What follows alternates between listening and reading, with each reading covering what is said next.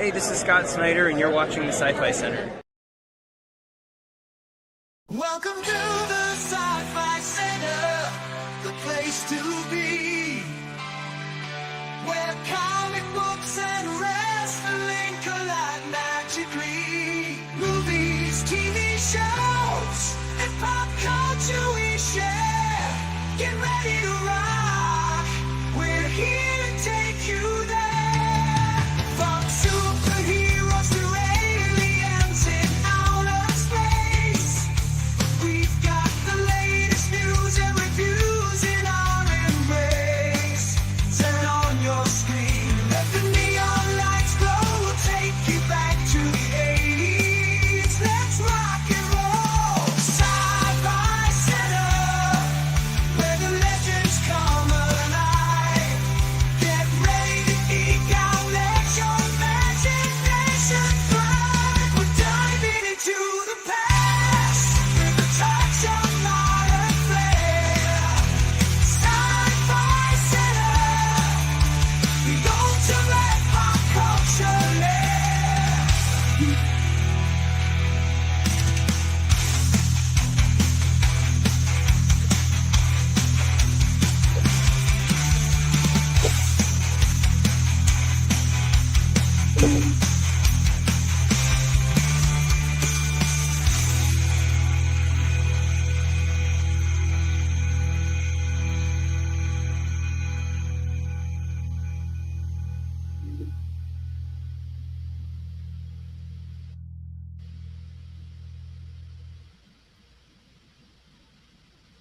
It is Saturday, and that means it is time for our somewhat normal installment of Saturday Overnight Live. How is everybody doing? It was 100 and something here today in Vegas, really fucking hot.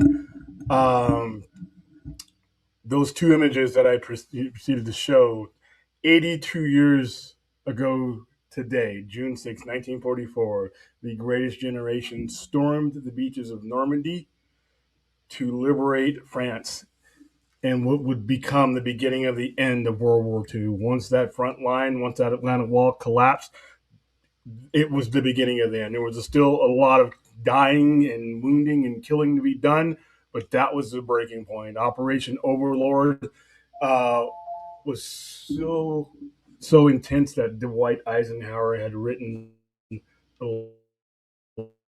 letters of apology for if it had failed. So that's how intense that was. I'm going solo tonight because there is no Brad, but be right back.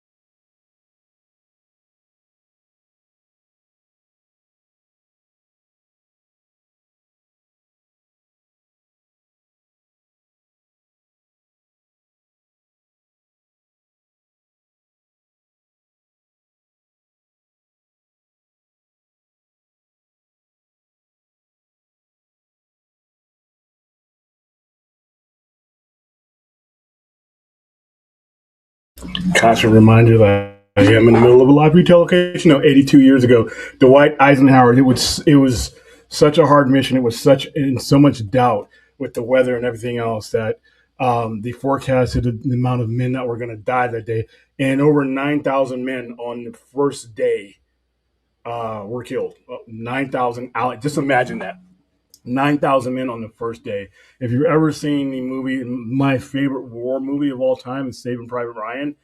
I have had World War II vets tell me years and years ago that was, things like that were so accurate that they can't even watch it. So the amount of bravery that it took to storm that beach when you could see everything around you just getting mowed down and then take the beach. And that was only day one. You had all the battles, Battle of the Bulge, everything else that would go on throughout Europe on the way to Berlin. So we just commemorated Memorial Day. I never say Happy Memorial Day. This is one of the reasons you never say Happy Memorial Day if you can avoid it and if you can remember it. because this is why we have that holiday. Dates like June 6, 1944, and all the other benchmark dates in World War II or why in World War One, so why we have Memorial Day.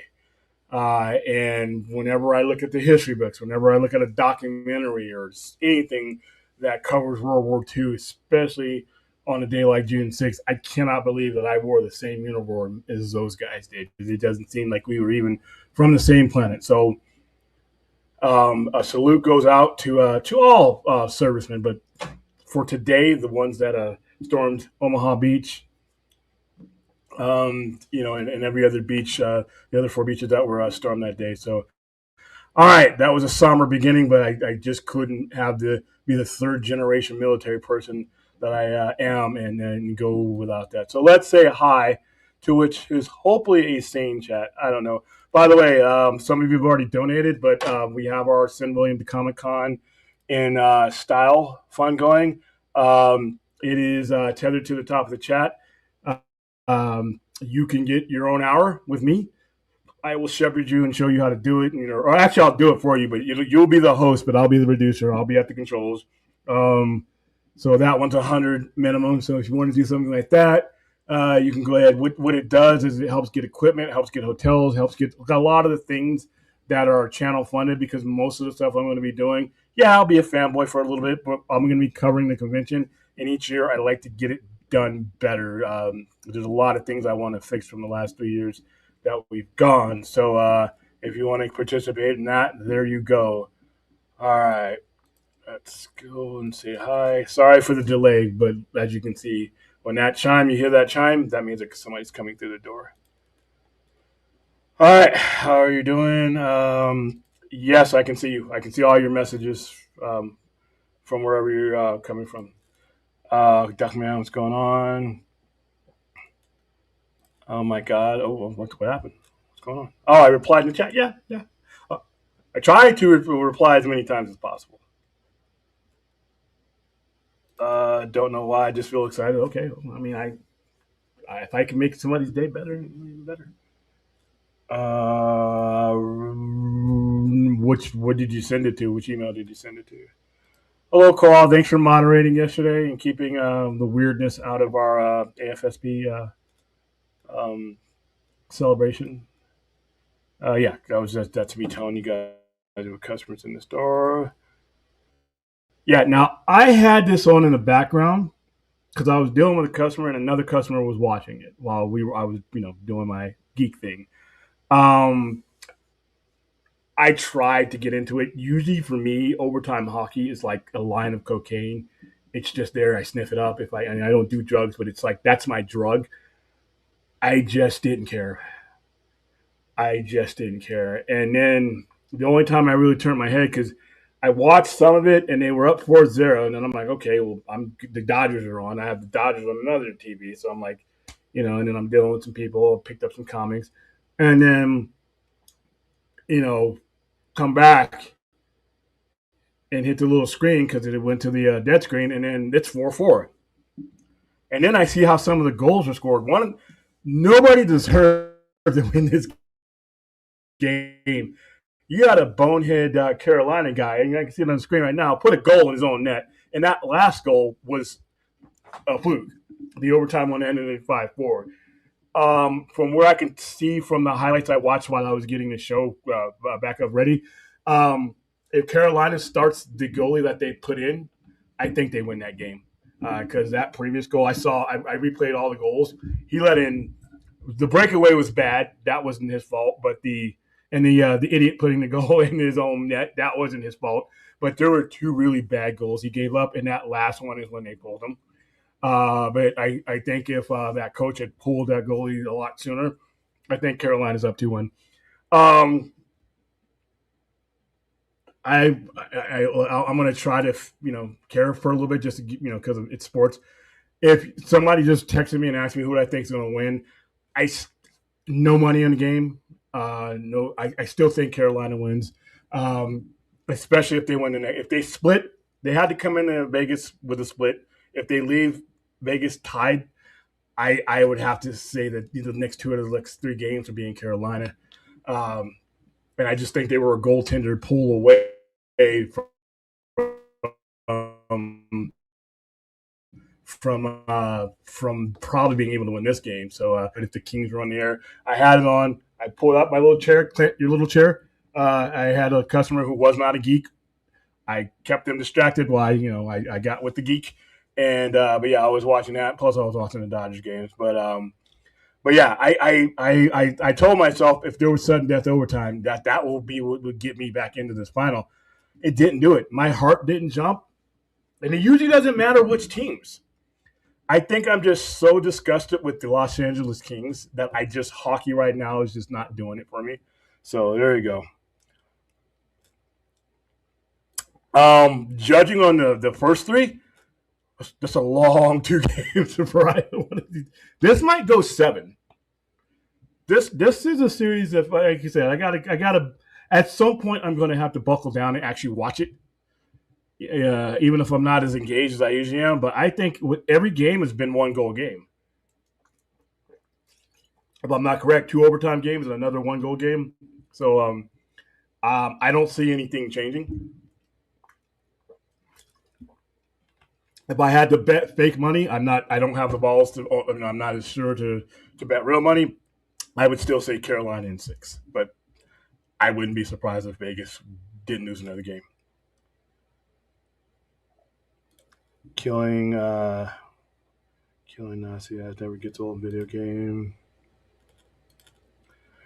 No, that would be embezzlement. Nah. I know Fourth is joking, but for anybody who has any questions about what we did for charity, we use a program called Tiltify. It is directly connected to any charity that you want. So you go in there, and everybody who has a donor base is hooked up so that they can get paid through Tiltify. So all that money we built up over the last 2.5 years was all going into Tiltify. It's like a bank. It's like any kind of GoFundMe thing. And what we did yesterday is when we hit our retired campaign, that distributes the money directly to American Foundation for Suicide Prevention. So the Sci-Fi Center doesn't get any of that money. Doesn't get in, and it's going to where it needs to go. Now, this other one to send me that goes directly to, not even to me. It goes to what you'll see me doing at Comic-Con. Whew. William, will you be going to early screenings of Supergirl?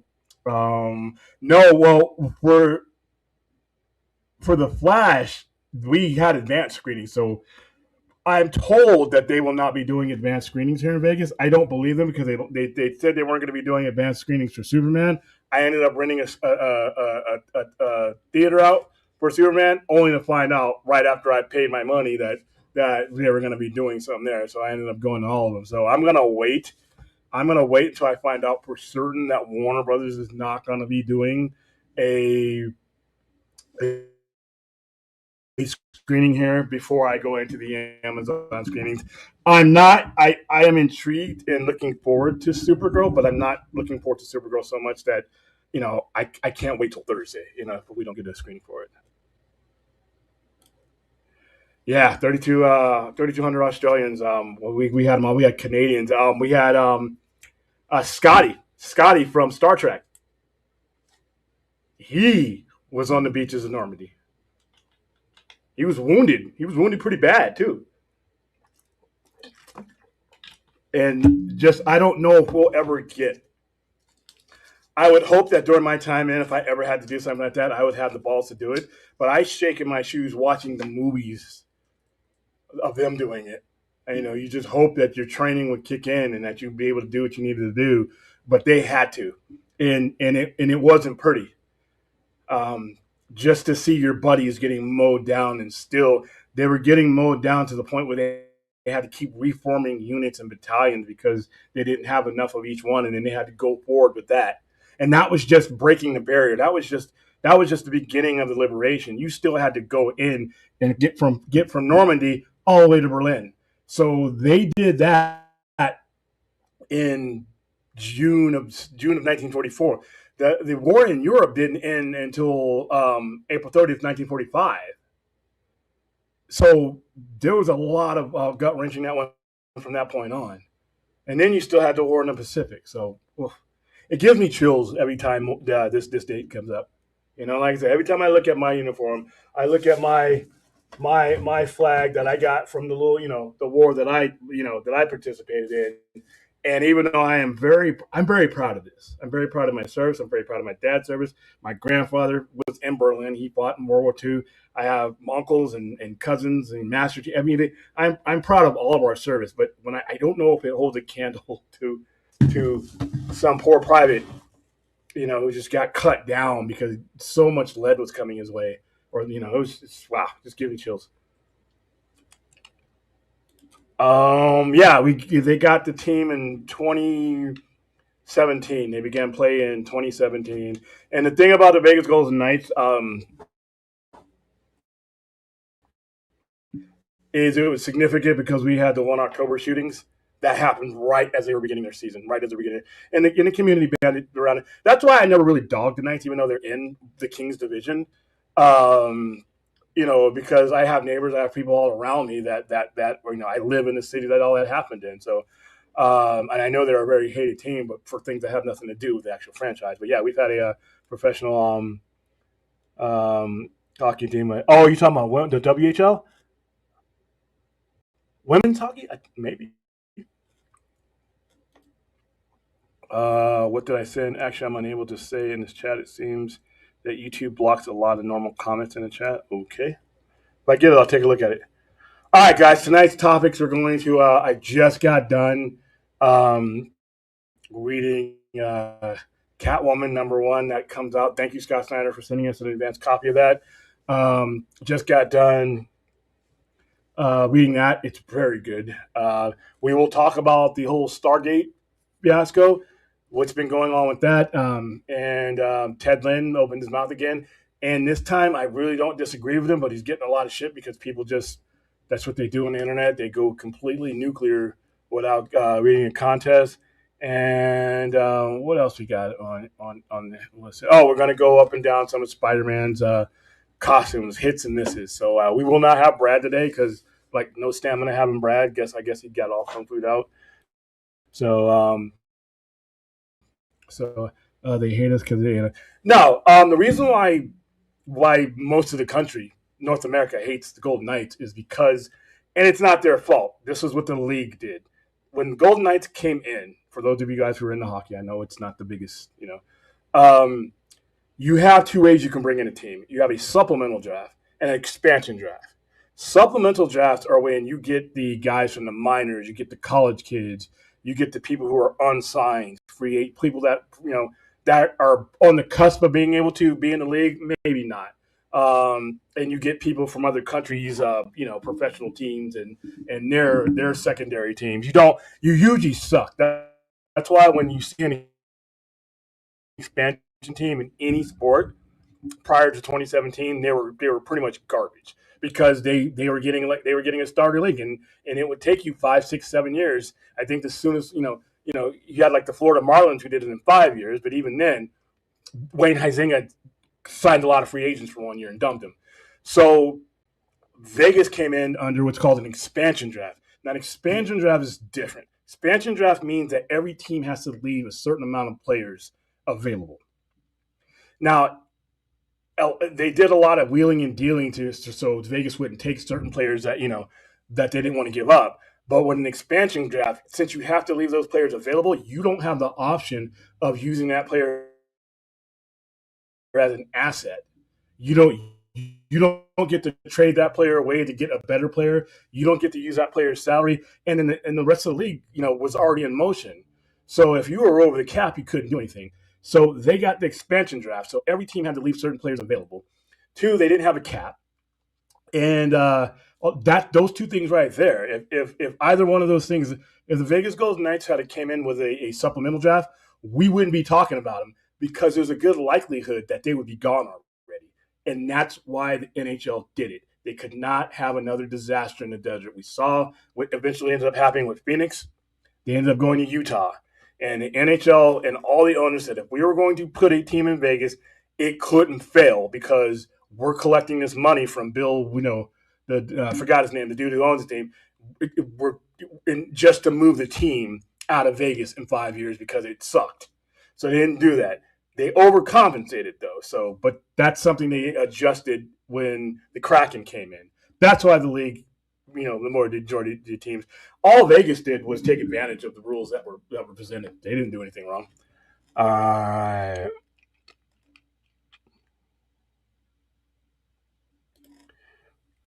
An idiot and Vegas fans say, yeah. And you know what? And I've gone to Vegas Golden Knights games. The cool thing about because I don't think enough people watch hockey. So, a lot of people were showing up to Vegas Golden Knights game, didn't know what a hockey puck was. That's fine. I didn't mind sitting next to somebody, and explaining it to them. Even if I would wear my Kings jersey and tell you, I didn't mind that at all. But yeah, this is but that's why. And then you see all the memes, with just the one little spot where if somebody likes Vegas, it's Nevada, and the rest of everybody, because a lot of teams are going through. In order for them to get like Vegas, they have to cut their team. They have to trade. They have to. When they draft, they're drafting. They have to suck in order to get the type of draft capital. So that's why a lot of people feel slighted. But don't blame the Vegas Golden Knights. Blame the league. The league did that. The league did that. I kind of agree with them, but they overdid it, and now you have a team. Vegas still had to manage the team. They still had to run the franchise right, but without those two significant advantages, right now I think when you're 8 or 9, they're just probably making the playoffs. They're just probably being competitive recently instead of going to the finals the first year, winning one 5 years, 3 or 4 years later, and then back in the final again with a chance to win it. Under normal circumstances, that would not be happening. So that's why a lot of teams. No, it's not. It's not. And guys like me who haven't seen it. I mean, Brad is going to see it tomorrow. If he had shown up today, he would have. He was supposed to be. It was supposed to be. We were going to have him review that, but he's not going to be able to go to see it tomorrow. So we'll do that tomorrow. That's unfortunate. I mean, but here's a caveat about Masters of the Universe. It's Amazon. Doesn't the $1 trillion company? Amazon is going to fast track this movie. And for them, it needs to do well on Amazon. And when I mean do well on Amazon, does somebody go to Amazon.com to watch it? And while they're there, they're going to get pilfered by Amazon with all kinds of stuff to make sure that they stay on Amazon and buy shit from Amazon. Amazon purchased these things as an asset to lead people to Amazon.com.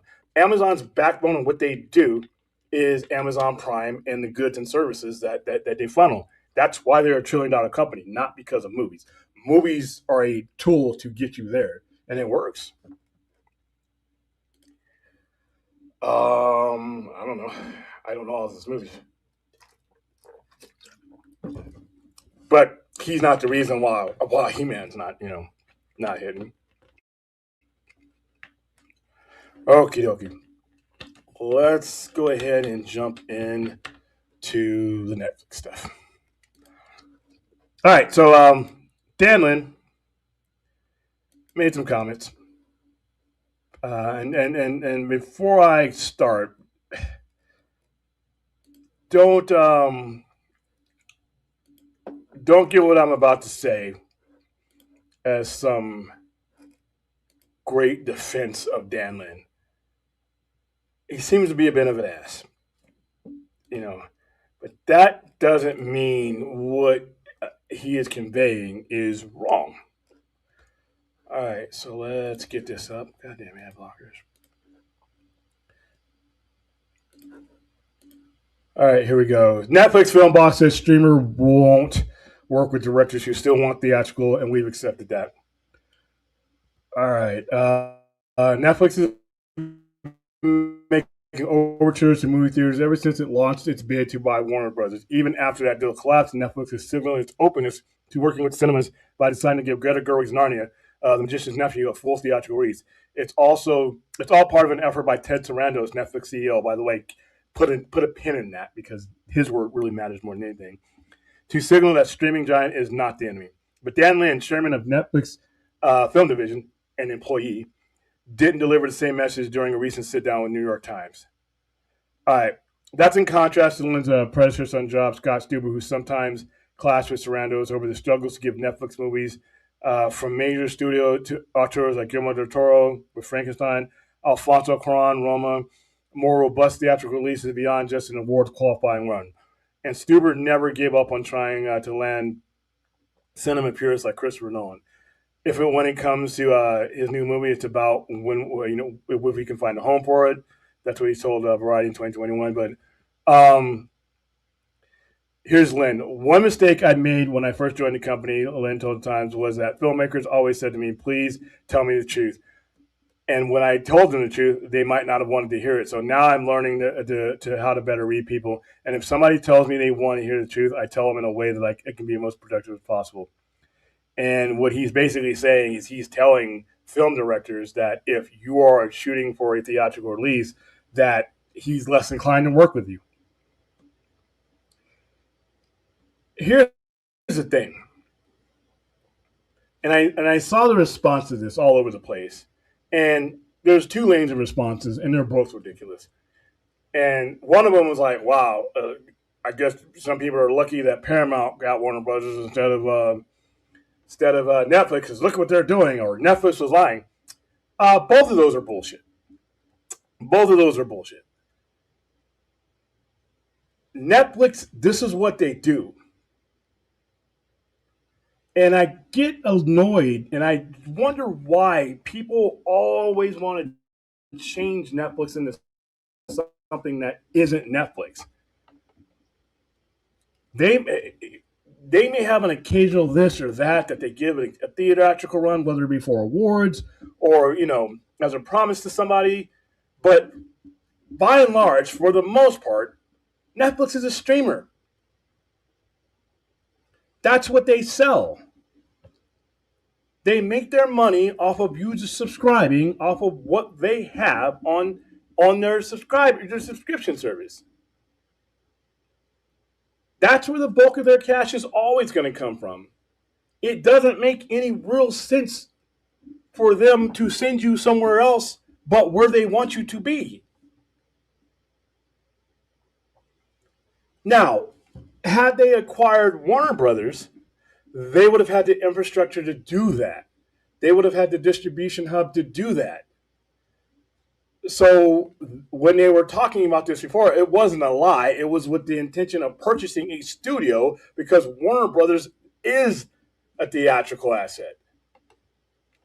Theatrical movies is what Warner Brothers does, Universal does, and all these other ones do. Netflix is a streamer. If that's what you're good at and it's working, there's no real advantage.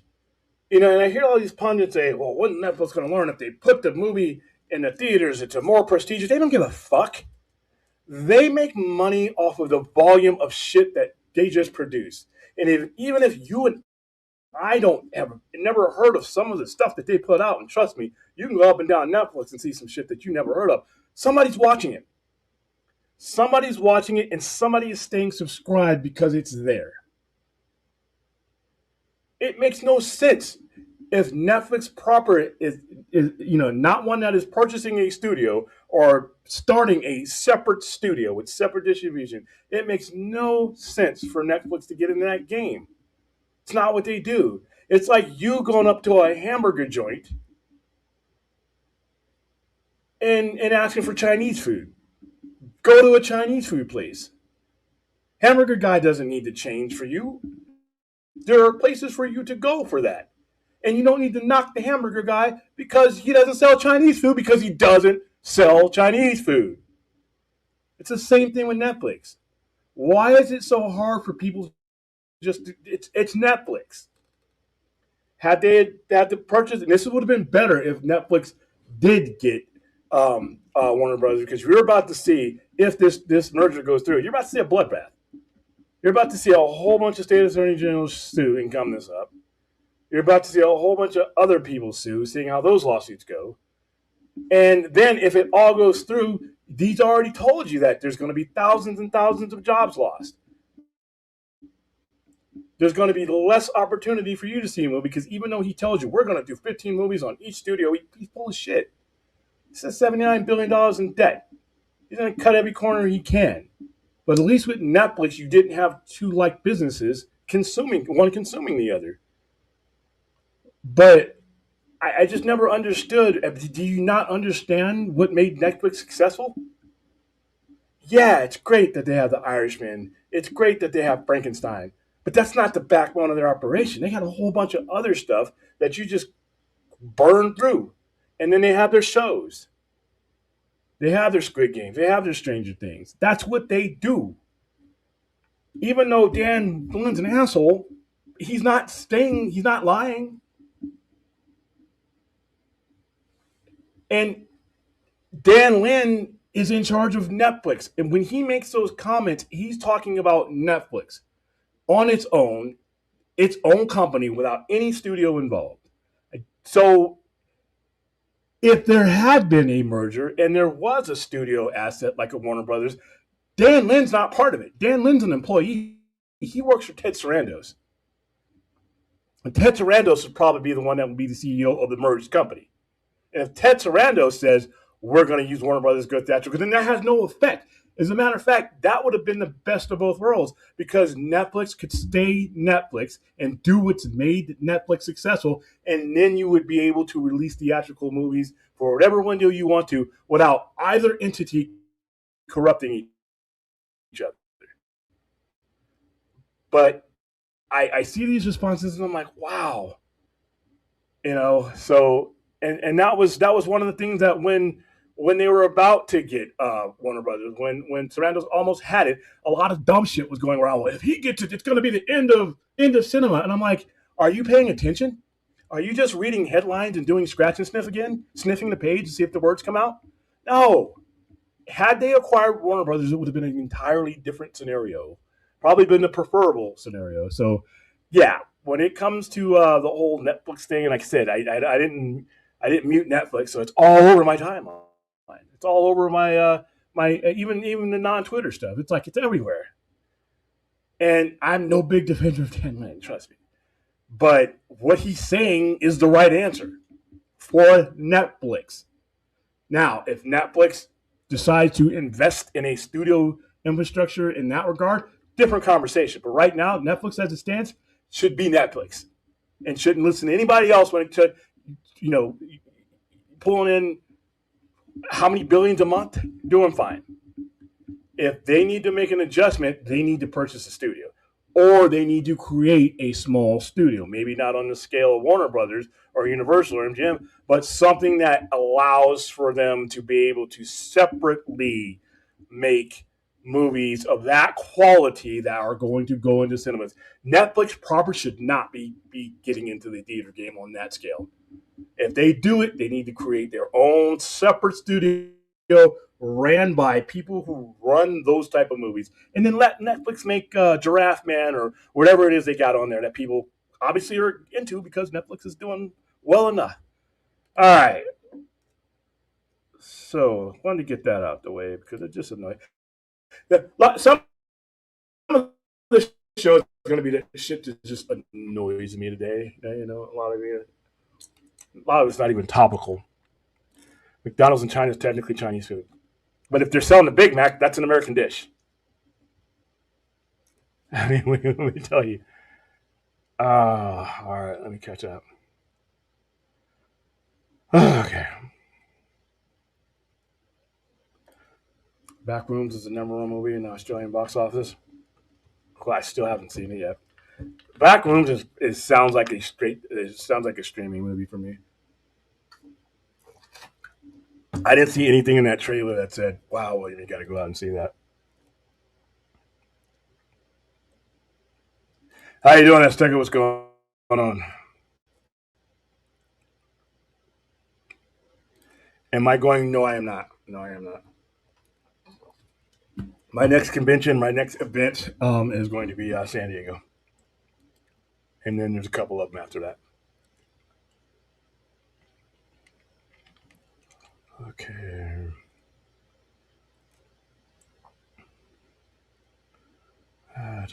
Creepy coming on. Netflix is and always been a streaming service. What you say? Yeah. I just don't understand why people are so upset about. I mean, there's other reasons to be mad at Dan Lin. I mean, he says some really dumb shit, but whoever it is, it doesn't matter who it is. If Netflix is currently going to stay what Netflix is and not absorb another studio, and not purchase, then they should not get into that. They do not have the infrastructure and cost effectiveness. And people think that it'll make some more money in the theaters. They are making enough doing what they're doing now. And whenever you it's not free for them to do this, because now Netflix can get away with what they do in their infrastructure without advertising, because their advertising is all the other shit that's on their channel. There are things that I've found on Netflix that I never needed to see a trailer for, that I'd never needed to see a commercial for. That is the internal infrastructure that has always worked for Netflix. You start putting movies in theaters, remember these budgets we're talking about where we're guessing about how much it costs to have? You're adding anywhere between $50 and $100 million for them to come out of their pocket to advertise movies, because the movie theaters will not put them on their screens without the studios advertising them. So now you're paying $100 million to hand over a movie to a theater where you get, that your cut goes down because the theater has to get something. And then everybody starts getting your money before you get it. And you're paying for that to happen to you. So, no. Unless they actually have a distribution hub, they should not even entertain this. Netflix has its own lane. It can stay in that cesspool of shit content. Thank you, Paramount, and thank you, Universal, for extending release windows 45 days. Which, by the way, that extending the release, that's bullshit. Movie by movie, case by case. Under no circumstances should you should commit to a situation that's going to hurt you. Just because some people have this romantic nostalgia about, let's keep it in the theaters forever. I remember when I was a kid, it stayed in there for 10 years, and then you just got a videotape after. No. If your movie is not making it, if there's no momentum and you got another movie to put on that screen, pull that fucking movie. There is no reason to keep a movie in a cinema any longer than it needs to be.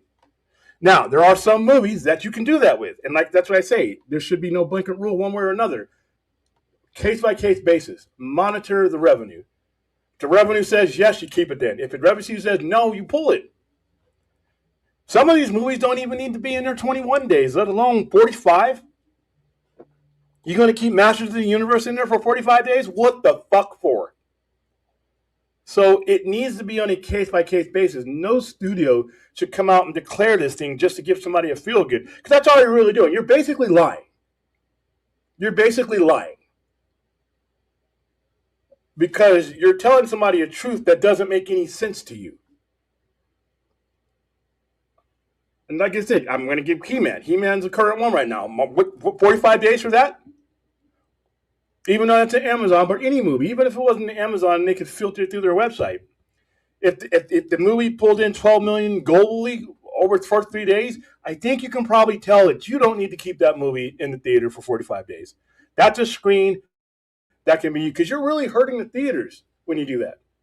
If you keep a shit movie out there for 45 days, that traffic is diminishing. Why not put another movie in its place that increases the traffic and everybody makes the money? I don't understand why the infatuation with the blanket rule. There are going to be movies that are like, holy shit, we need to ring every, the entire food chain needs to ring every dollar we can get out of that. And then there are movies that are not good, that are going to be, oops, bad decision making. Let's get this on streaming as soon as possible so we can cut our losses. I remember when Netflix nailed. I still got one around here in a box somewhere. I never sent back.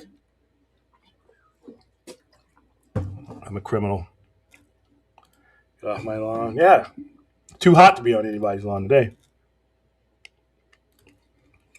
I'd rather watch fewer movies than an avalanche of Netflix. That's a preference, Worth. That's fine. You do not prefer what Netflix puts out. Millions and millions and millions and millions of other people are okay with it. That's why we have options.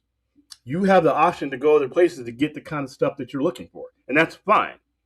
But you don't need to, people need to change one to become the other. If Netflix is not giving you what you need, go to that place that does. It's capitalism. It's free market. What I admire about Tubi is that they don't pretend to be something they're not. Yeah, you know what? Everybody is at their best. I don't. That's probably advice for all of us. No matter what you're doing, flipping burgers, doing it, aspire to be better, but don't try to be something that you're not until you are. Don't change Netflix into something that Netflix isn't. Just because if you enjoy going to see movies in the theaters, continue to, but you have places to go see those. So yeah, yeah, I do need a number two.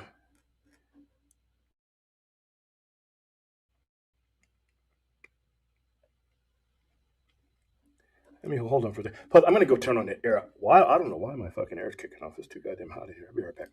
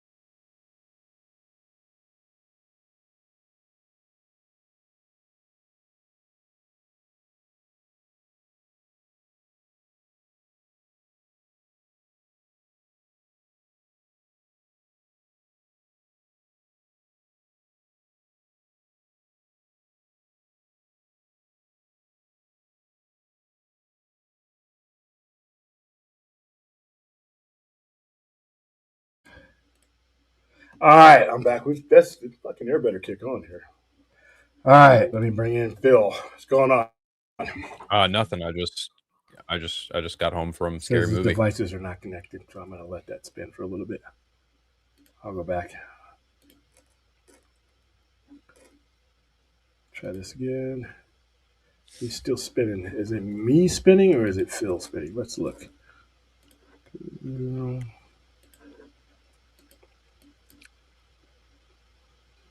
I think it's you.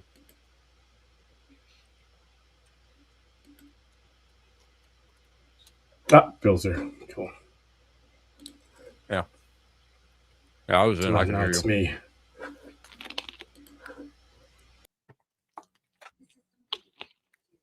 Hi, everybody.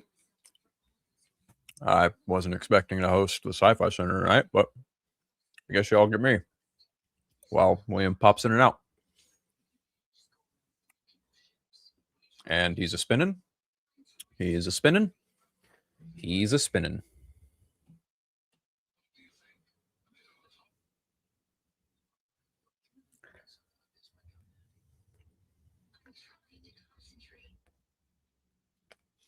Oh boy. There we go. You know what? I am cursed. No matter what cable company I use, I get fucked. But anyway, how you doing, Phil? Long time no see. It's been almost 24 hours. Yeah, I'm just about. Just got out of a Scary Movie. Well, that was a few hours ago. It was fine. I had fun with it. What about you? Yeah. Just I've been busy throughout the day, and like I said, it's late. Whenever it gets 100 degrees here, I stay open super late. Like last night, I had people in the store while we were wrapping up that show. Once it drops below 100, we got people coming in. Right. But yeah, it's I'm just getting some things off my some. Did you leave a super chat? Where I don't. Oh yes, you did. Oh, okay, there you go. If Netflix wants to be streaming only, then they should stop trying to court big main directors who want theatrical. Can't. Yeah, yes, you can. If you have the money, you can buy your cake, and guess what? You can eat it too, because there are going to be people out there that will take that check. And them doing it on the scale that they currently do right now is nowhere near what people want them to do. If you get a Del Toro, if you get somebody like that, How many of those are they getting versus what the bulk of their content is? I mean, they can court if they have the money, they can put that money on the table, and if somebody takes that money, then it's business. I don't think they should stop trying to do that, but I think they should do it at their pace and at their discretion. I don't think just because they've done a couple of movies and then won a couple of Academy Awards, I think it was called. I don't think that they should do anything that does not fit their business models just because outsiders like have some archaic view of what the cinema is these days versus what Netflix does. What do you feel about that, Nick? I almost called you Nick. I don't know why I called you Nick. What do you think about this whole Dan Lin Netflix thing? I mean, we kind of talked about it last night, right? I mean, was it arrogant of him to say that? Totally. But was he entirely wrong? I would say no, right? Like, because we've seen what Netflix has done in the past when it comes to theatrical releases. It doesn't necessarily benefit them in any monetary way, right? Like it's definitely like it's kind of the same way with Amazon and even to a lesser extent like Apple TV Plus, even though that I don't know that Apple TV has made a there was Killers of the Flower Moon. I guess they did kind of put that out, didn't they? And then that went to Apple TV Plus. Yeah. So when it comes to like the tech giants, of the three, Amazon, Netflix, and fucking Apple, they kind of look at theatrical as like a gamble, not like a risky gamble, but just like a fun gamble. It's like, for example, I use the Kalshi app and I make wagers on how movies are going to do for their Rotten Tomato scores. And I won on the Rotten Tomato score for Mortal Kombat. I also won on the fact that Michael B. Jordan was going to get an Oscar. So it's fun gambling for them. Is it beneficial for Netflix? I would say no. I don't think so. I mean, obviously, the point of demarcation, the most recent one for Netflix that I can think of is obviously, Rebel Moon. That's we all know who made that movie. We're big fans of his, obviously, Zack Snyder. But, when you look at it by, to your phrasing, archaic nature of, oh, well, it didn't do shit at the box office, so I guess it's considered a flop. That conversation is dead to me in a lot of ways because, again, when it comes to Amazon, when it comes to Netflix, when it comes to Apple, when they put movies like that in the theater, they are not banking on them to be theatrical hit and home runs. So if Netflix if Dan Lin, who is the head of film at Netflix, is saying, we are not going to pursue theatrical, then that's just, the way he operates. Because obviously Scott Stuber had a different outlook on that. Scott Stuber did put some movies in the theatrical window. Like he gave them their time to shine, and that's fine. But I guess it's, it's a changing of the guard. It's Dan Lin looking at what Netflix has been doing and saying, this is what's working for us. There are directors who operate very independently and do their theatrical thing. I think that comment was definitely more geared toward the likes of, your Christopher Nolans, your Quentin Tarantino's, and obviously, your Zack Snyder's, because Zack is also a big proponent of the theatrical experience. However, you also have your Martin Scorsese's, your David Fincher's. These guys who have been in the game for a long time, they recognize that streaming is, yes, it's another avenue, but it's also, in a way, I hate to say it, but it's the future. It is predominantly probably where within the next 100 years, I'm not going to say within like the next 10 years, because I'm not that arrogant, but it is the future of where movies will end up going. I don't know how long of a lifespan that the theatrical model is going to have in our time. I can't say that for sure. I know that theaters are trying to do the best they can right now with what they have, and they're going about different ways of trying to keep people in the theater by, fucking bowling alleys and starcades and, even, bars and liquor stuff. Like it's, they're doing what they can. They're trying to maybe kind of do some Alamo Drafthouse influence, but it's, in my opinion, it's not really working out for them. But even then, like Alamo Drafthouse is even having some of their own issues on their own end right now Yeah, because they're in by bankruptcy. I mean, they're in bankruptcy, but they're also like rolling out an application that kind of fucked everything up in terms of ordering food and whatnot during the movie. So, you know, it's just kind of an uphill battle. Not to mention, you know, we talk about this all the time, like theater prices in general for tickets and even just concessions is just super fucking expensive. For one person like you or me going to the theater stag, that's not really that big of a deal, right? But when you factor in families, when you factor in couples, when you factor in like, you know, the current economy, it adds up really fucking fast, dude. I'll be right back. I'm glitching. Give me 2 seconds. Yeah, dude, do your thing. I I'm get you. glitching bad. But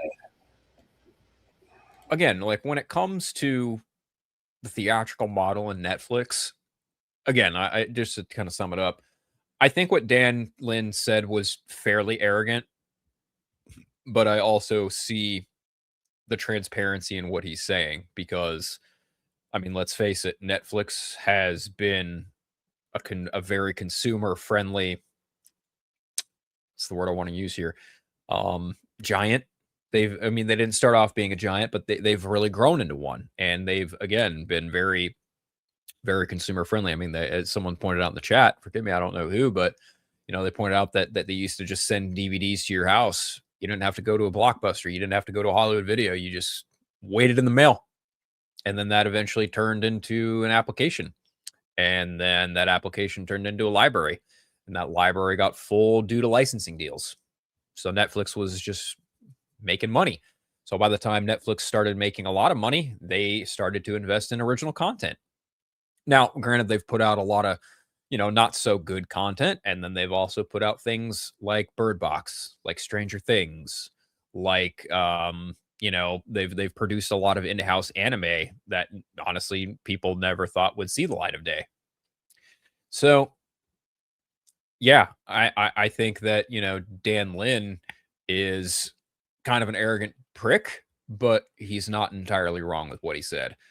I think that there are going to be directors that will work with Netflix and they know full well what they're getting into by understanding that Netflix is Netflix and they will not do theatrical no matter what way you spin it. I mean, look at how Doug Lyman hemmed and hawed over at Amazon when Roadhouse wasn't getting a theatrical, but that's kind of his bad because it was written into the contracts that the movie was not going to get a theatrical release. So case by case basis, you know, if a director wants their movie to be seen in theaters, then you need to find a studio that is willing to work with you and provide support, budget, marketing for you to do so.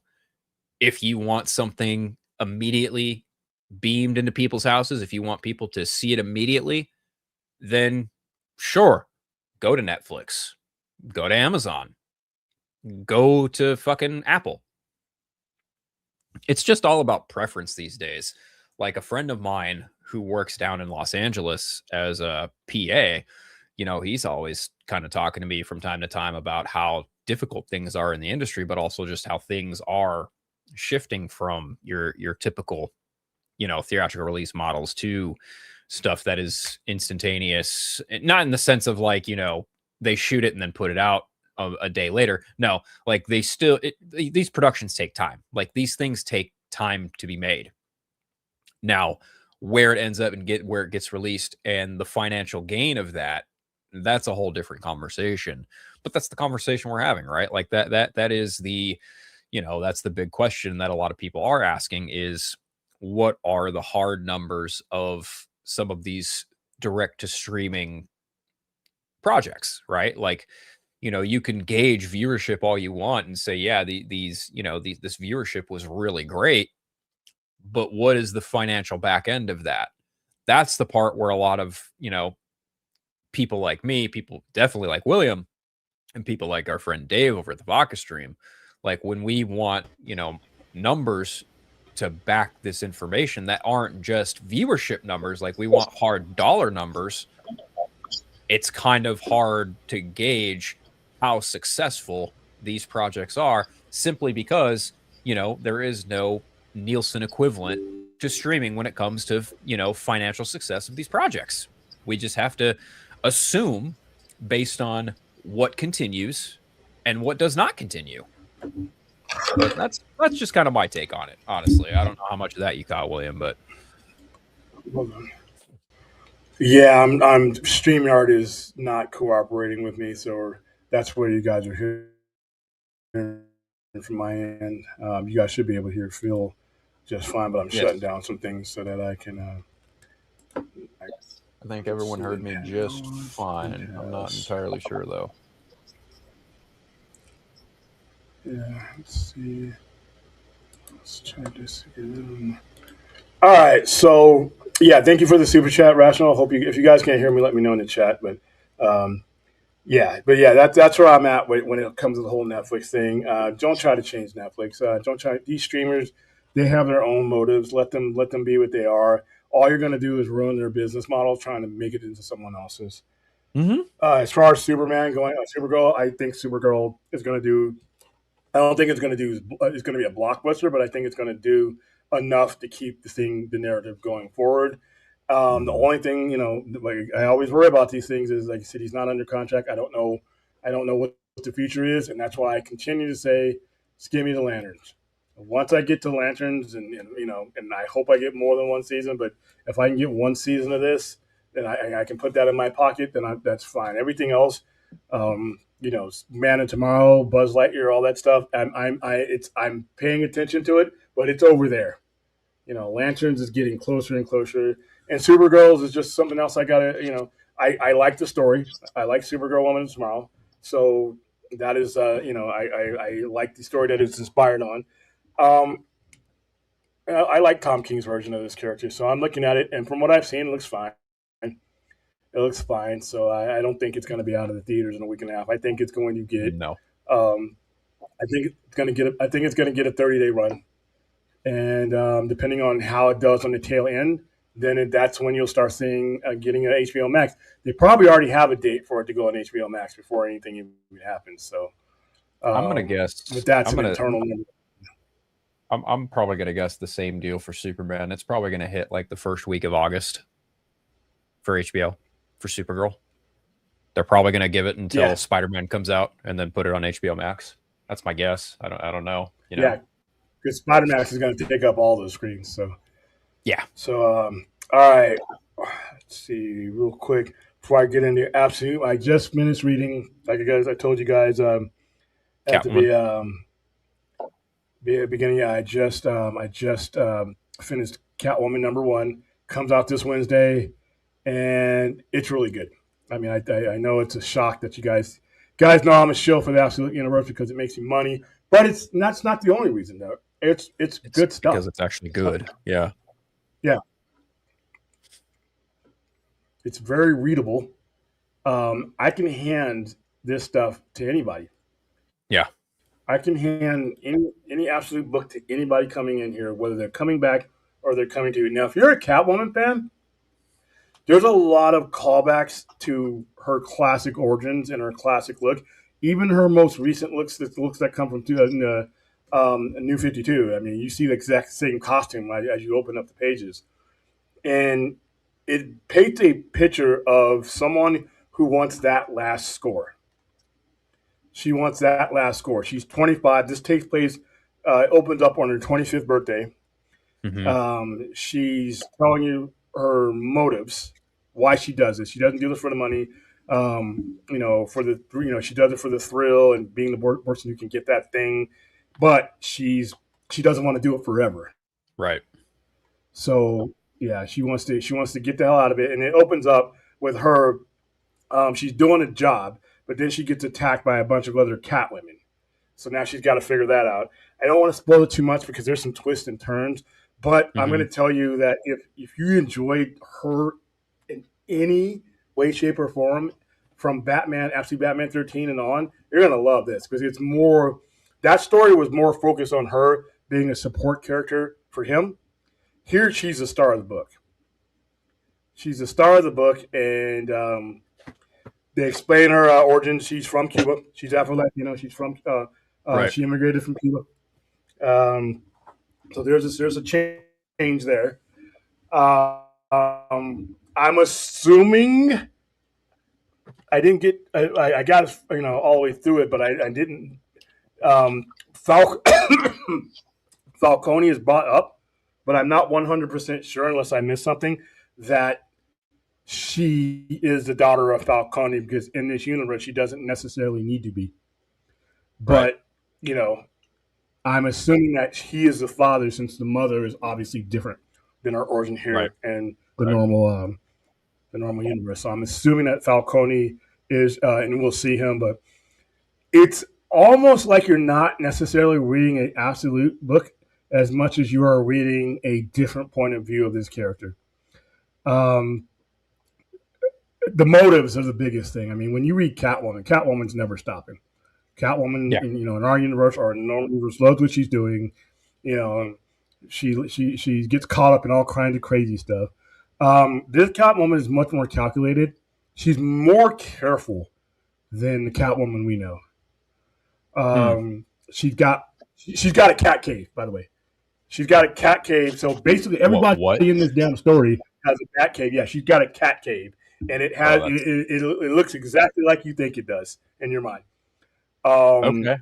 I'm intrigued. she's You have got piqued all my these. interest. Yeah, she's got all these. Let me see if I can bring this up without getting in. I don't think I can get into it. Oh no, I'm not. Oh, um, I don't know what the rules are.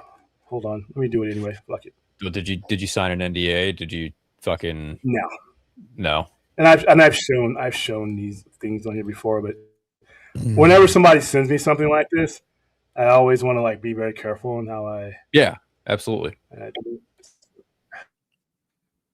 You don't want to spoil too much.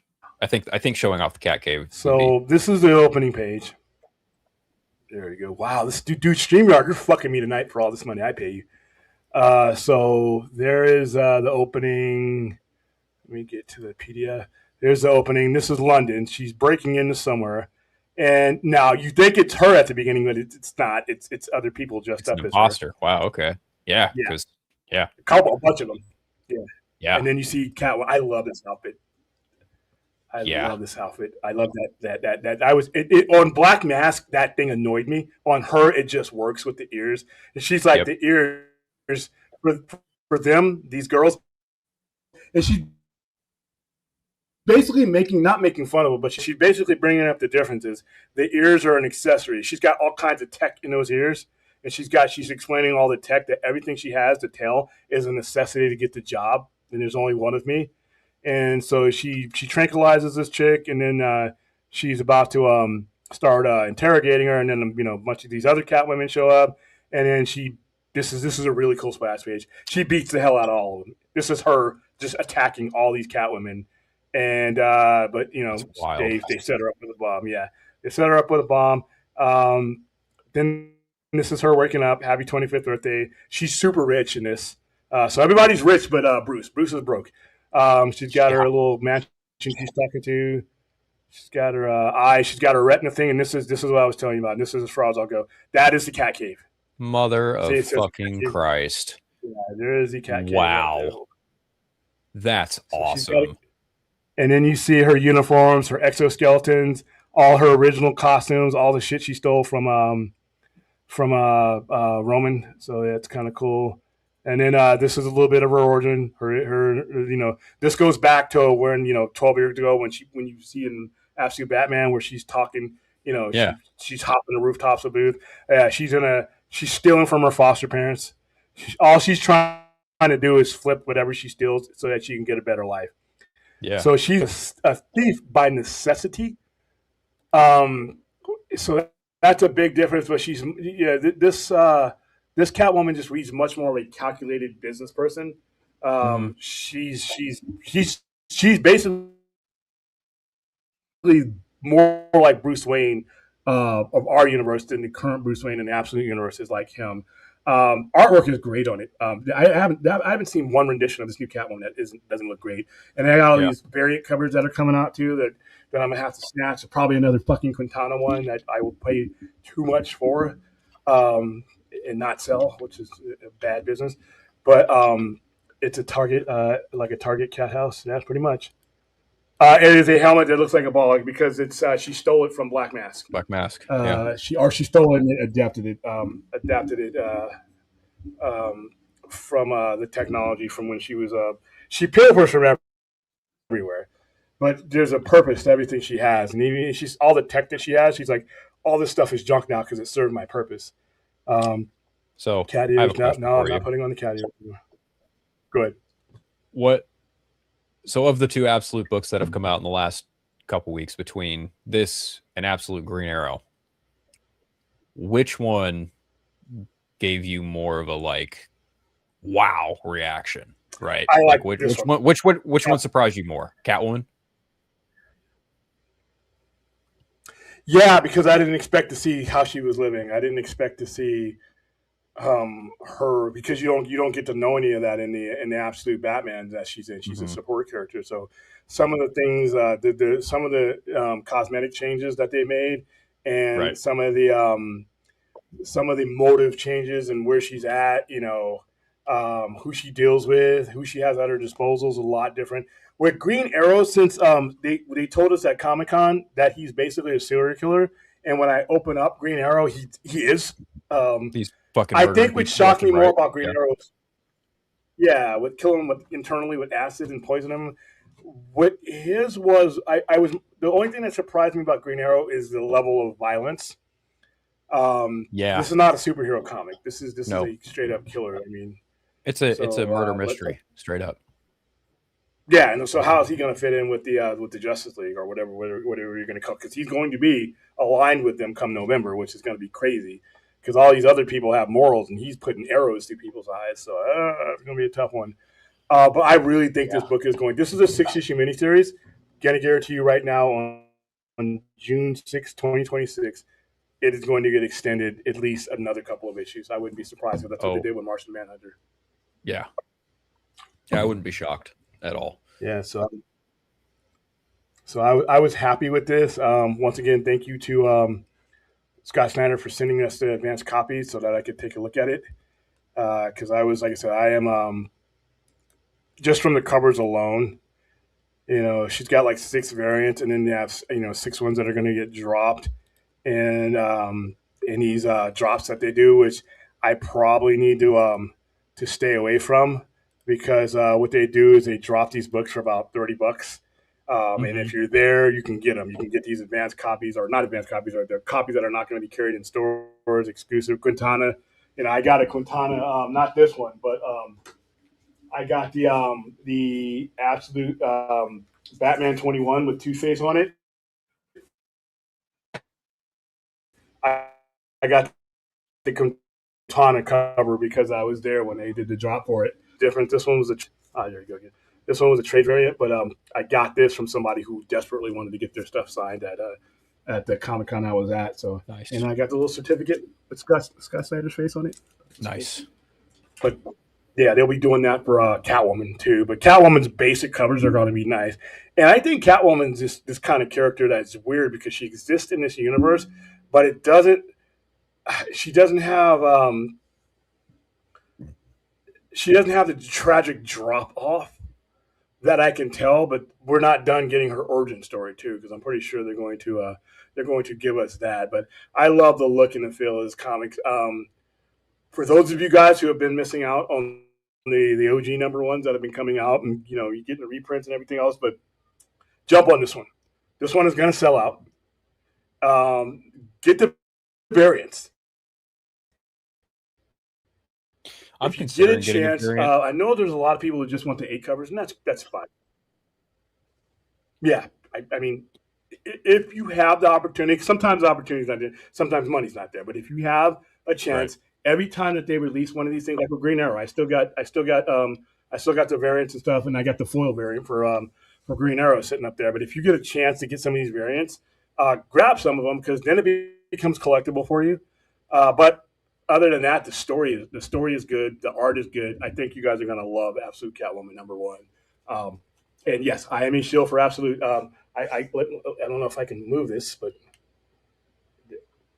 without hanging myself here. There we go. There you go. There's you see the Absolute section right there. Doesn't have its cap sign on it, though. I'm having a cap sign made So on the top of there, that where you see the light in the between the space there, all that whole wall, there's going to be Mhm. another wall, and it's going to just say Absolute DC. That's an entire wall.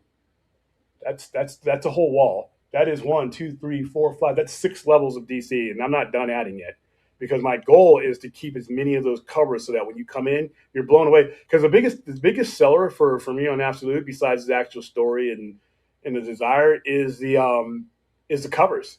Yeah. The covers on some of these things are amazing. So yeah, I am a shield because it's making me cash.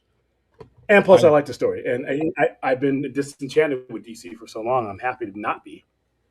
I briefly Go ahead. considered getting the hardcovers for Absolute Superman, Batman, and Wonder Woman because they all have Jim Lee's art on them, and they're just really good Do looking they?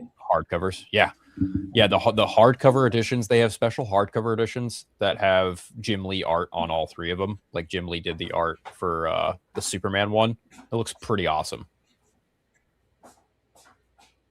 Like the way Jim Lee draws Absolute Superman is like pure perfection for me. I love that the way he draws Superman. Even though I like the way Jason Aaron and I forget who's doing the art on that book. Like I like the way that book is, and I like the way that it looks. It's the only But yeah. hardcover I got left. That one. Yeah, that one's lit. Actually, no, that's not the one I'm referring to because, like I said, there's special hardcover editions with just Jim Lee art. Oh yeah, you know what? The Jim Lee one. They free comic book day. I had one of those. Yeah. I had the Jim Lee one for Batman. Yeah, that went very fast. I don't doubt that one bit. I was surprised to see it when one of my distributors showed it to me. He's like, "Dude, you need to grab some of these." And I actually grabbed more, and I made that kind of like, "Ooh, maybe I shouldn't grab as many." Or did I grab too many? Nope. Those Nope. are gone the first hour of free comic book day. Yeah, dude. They went pretty fast. Like when I went to the shop that I've been going to out here near me, like they went very quick. Very, very quick. Like I think they were down to like one each by the time I got there, like one book each. So, yeah, I mean, who the fuck says no to Jim Lee art, right? No, I still got the Absolute. Ooh, let me show you something because I got this is the cover from #1. I still have. I'm very curious about this. Oh, look, guys. Droga showed up in the chat. What's up, Axel? Nice to see you. Been a while. Like 24 hours. Teehee. Yeah, that's the no, this is Absolute Batman or Absolute Wonder Woman #1. This is the Jim Lee cover. Fuck. That's so good. Yeah. I actually if I still have this, I might take this to San Diego with me. I don't know. But I'll probably sell it long. Yeah, I got volume 1 somewhere in that stack right there. It's somewhere. That stack is huge. I've got Batman Echoes, Spider-Man, Brand New Day, Mr. Miracle, Dark Patterns, Wonder Woman, volume 4 and 5 of, or rather volume 3 and 4 of Chip Zdarsky's Batman, and Ultimate Spider-Man volume 2 and 3 capped off with the Hickman Secret Wars book. So I have all that to read before December. I'll get to it. At least I keep telling myself that. And then I go to the comic book store once a month and I buy Absolute Batman. I'm pretty sure they'll be there for sale. It's just a matter of finding the right dealer. Yeah. So, and also, like, when it comes to San Diego, I have to pick and choose which books I'm going to have, because I'm pretty hopeful that Scott Snyder's going to be there. I wouldn't doubt it because he goes to San Diego like pretty much every year. Absolute Crisis. Yeah, he goes everywhere, dude. Yeah. Yeah, that's he announced that at WonderCon. He announced Absolute Crisis, and I asked him during my interview. I'm like, dude, you know how I feel about. I told him how I feel about Crisis. I think Crisis was been a disaster. That it's like your toilet overflowed, and you spent the next 36 years cleaning up the shit that came out. So I wasn't the biggest fan of Crisis, but my biggest fear, and I asked him during that interview or before that interview, does this mean the end of the Absolute Universe because it met the end of the multiverse? First time he's like, no, we're not going to take the Absolute Universe away when people are enjoying it, and I left it there. I'm like, thank you. because first of all, like I said, the Ultimate Universe is taking money out of my wallet by ending. So I really Yeah. didn't need the Absolute Universe to follow that trend. So I was more than happy with that. But yeah, we're getting an Absolute Crisis, and I'm interested to see. I trust Scott Snyder with things I wouldn't trust other people with. So gonna do that one. So all right, now Phil's filling in because Brad's a pussy. William's words, not mine at all. I did not say that.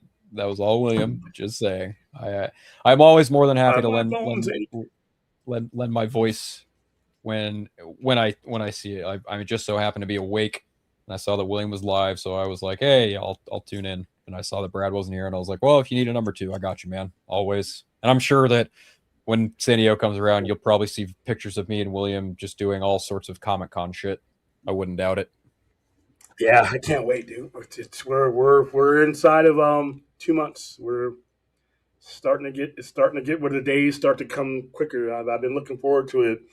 I've been looking forward to putting on, out of the 3 straight years I've gone after taking the hiatus, putting on the proper show from there, and putting on the proper coverage from there. I still have to get my. I'm going to be able to do it this year. I still have to get my plane ticket.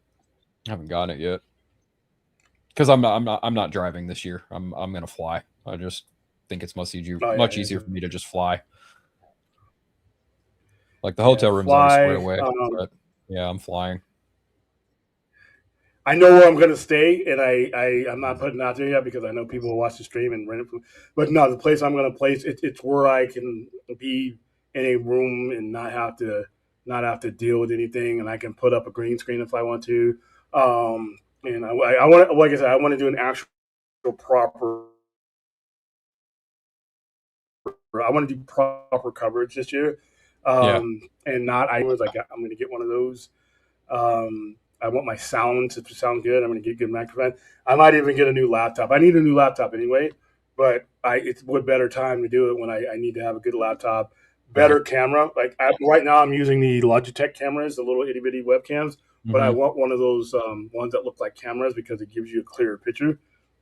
There's a lot of shit that I want to get, but I've been planning and waiting for this one because this year I went to 5 conventions. So I'll be going to 5 conventions, probably 6 by the time it's over. I went to WonderCon. Yep. I went to WrestleCon. Nice. I went to Amazing. I got Comic-Con. I got Star Trek, and then there's a Collector Con in September. So collecting the badges, baby. I actually haven't been to a con at all this year, only because, well, number 1, I was unemployed until like the very end of April.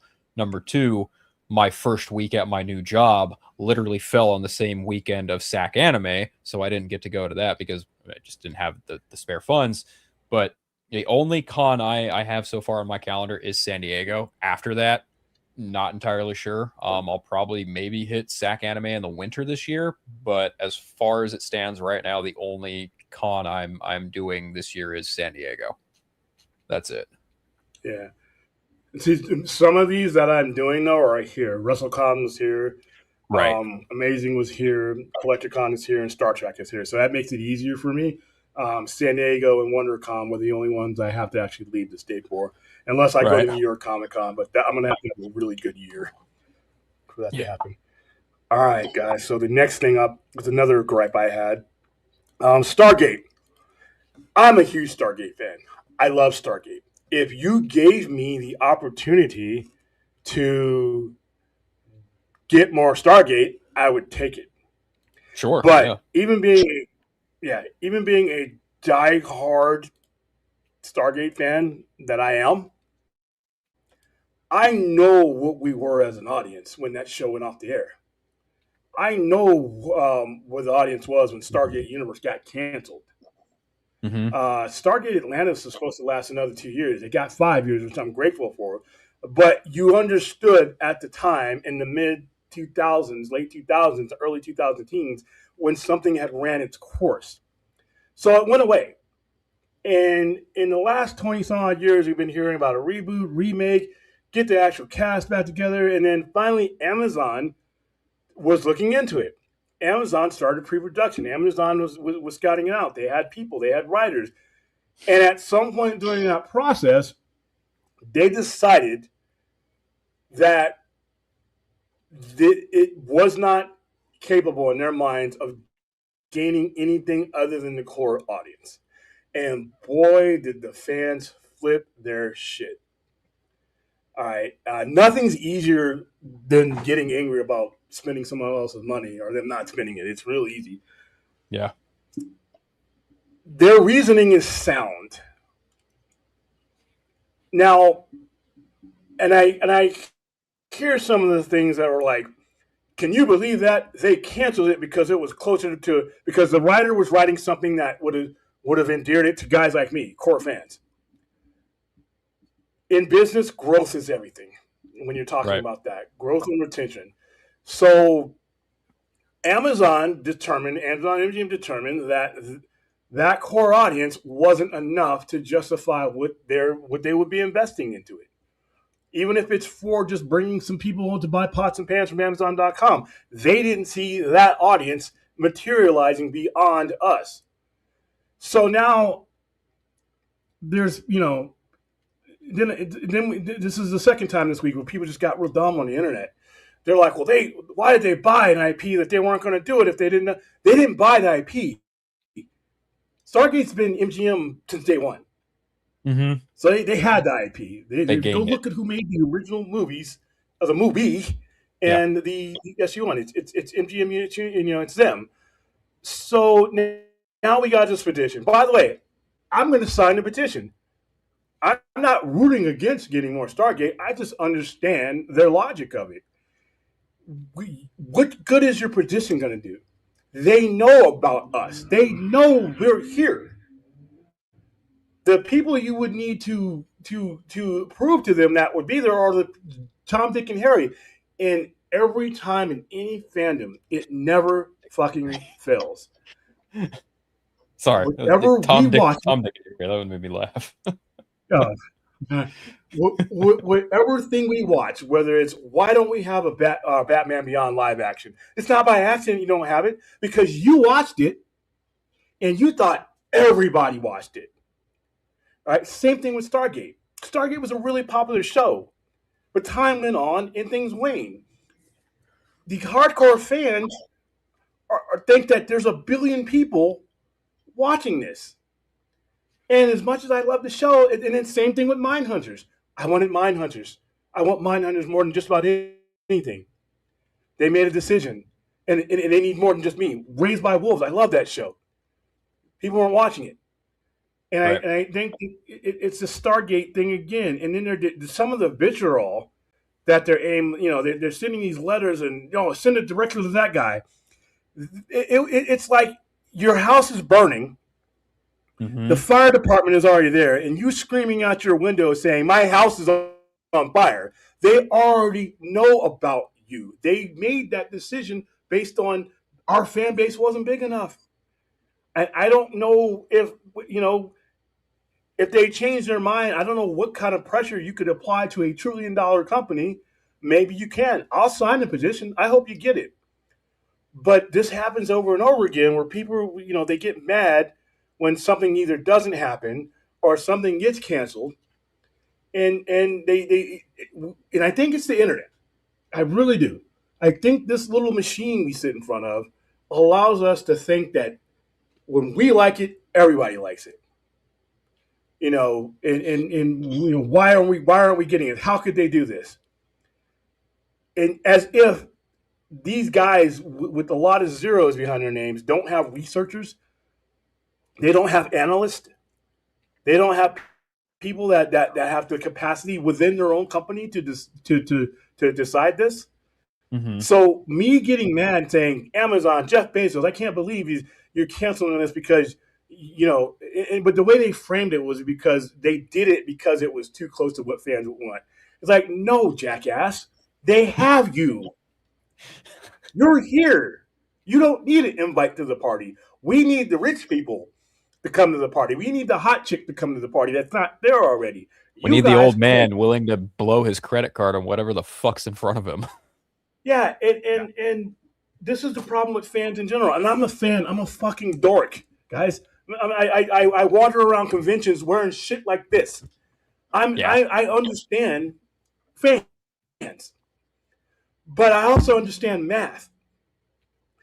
And I like the distinction you insulting. made. I love the distinction you made because in the realm of like, you know, fandom, right? You have geeks, you have nerds, you have dorks, right? And the biggest distinction that I think between the three, and here's why I always say that nerds are by and far the most insufferable ones, because nerds always have to be fucking right about everything, whether they actually are or not. Yeah. And they are always convinced that their opinion is a fucking fact when it's not. With force, too. With force. Yes. They'll force that squirrel into that circle into that square peg. And it's like I see some of these things and I try not to interact because once Pointless. you click on one article, it gives you everything, and it's like you don't know what you're talking about. I'm like, yeah, dude. Listen, I want you to get Stargate. I want everybody who is ever on the cusp of losing their show to get their show. I gain nothing by people losing their shows, but at the same time, it's not my money. It's not my money. And then so I'm going to read this here because it's kind of ridiculous. Amazon's decision to shelf the planned Stargate revival series has ignited. This is Michael Shanks, by the way. He played Daniel Jackson. He's in on this too. And I'm like, dude, decision to shelve the Stargate revival has ignited something the streaming giant probably didn't anticipate. I guarantee you they anticipated us fucking geeks acting like we do. A coordinated campaign by fans and mass cancel Amazon Prime subscriptions. All right, we're going to stop here because the math monster is jumping up on my shoulder again. I said trillion with a T and an R. If we weren't large enough to invest millions, how do you think we are going to cost anything significant to a trillion? Mm-hmm. I got to take off my shoes to get to 20. So I can figure that out. So, all right. So we're going to cancel my Prime subscription. Yeah, the tech behemoth reportedly axed Martin Guro's in-development project because executives feared it wouldn't attract viewers beyond the existing fan base. That reason has backfired spectacularly. Okay, this is an opinion piece. No, it hasn't. Math can't backfire. So, and with devoted Stargate fans, I'm one of those, now wielding their wallets like weapons. Okay, you're in a restaurant, right? All right, and you're in there, and you got a certain amount of money, but you can't afford anything on the menu. You want steak, but you came in here with Big Mac money. Right. That is like you putting your wallet back in there. Well, you're not going to get anything from me. Then I don't fucking need you at this point. You're not what I need. We don't need each other. Right. We're not going to grow with what you're giving me, and you're taking up space because I need to move on to another project. I got paying customers. Devoted Stargate, and I like the way they say the devoted. Like there are people out there like me who would be like, "Are you crazy?" Corporate logic meets fan fury. Amazon's too niche. That's not what they said. Rationale. Well, yeah, that is actually what they said because. And then Joseph Malazzi, who I feel bad for because he put a lot of work with it. He says, sadly, it's true. Amazon has elected not to move forward with the new Stargate series. There's not much I can add beyond confirming what has happened. But I will say this. Creator Martin Guro developed a new Stargate series over 2 years, ultimately crafting the show. This is us. Yeah, so he was on Twitter with this. And then Michael Shanks got involved. And now we got a rebellion that goes viral. Here's what got me on this one. New math of streaming loyalty. Subscription fatigue meets fandom activism in an era of rotating platform allegiances. What makes this campaign particularly fascinating is how it transforms routine subscription management into political theater. You're watching fans treat Prime cancellations like pulling campaign yard signs. Amazon has 200 million plus subscribers.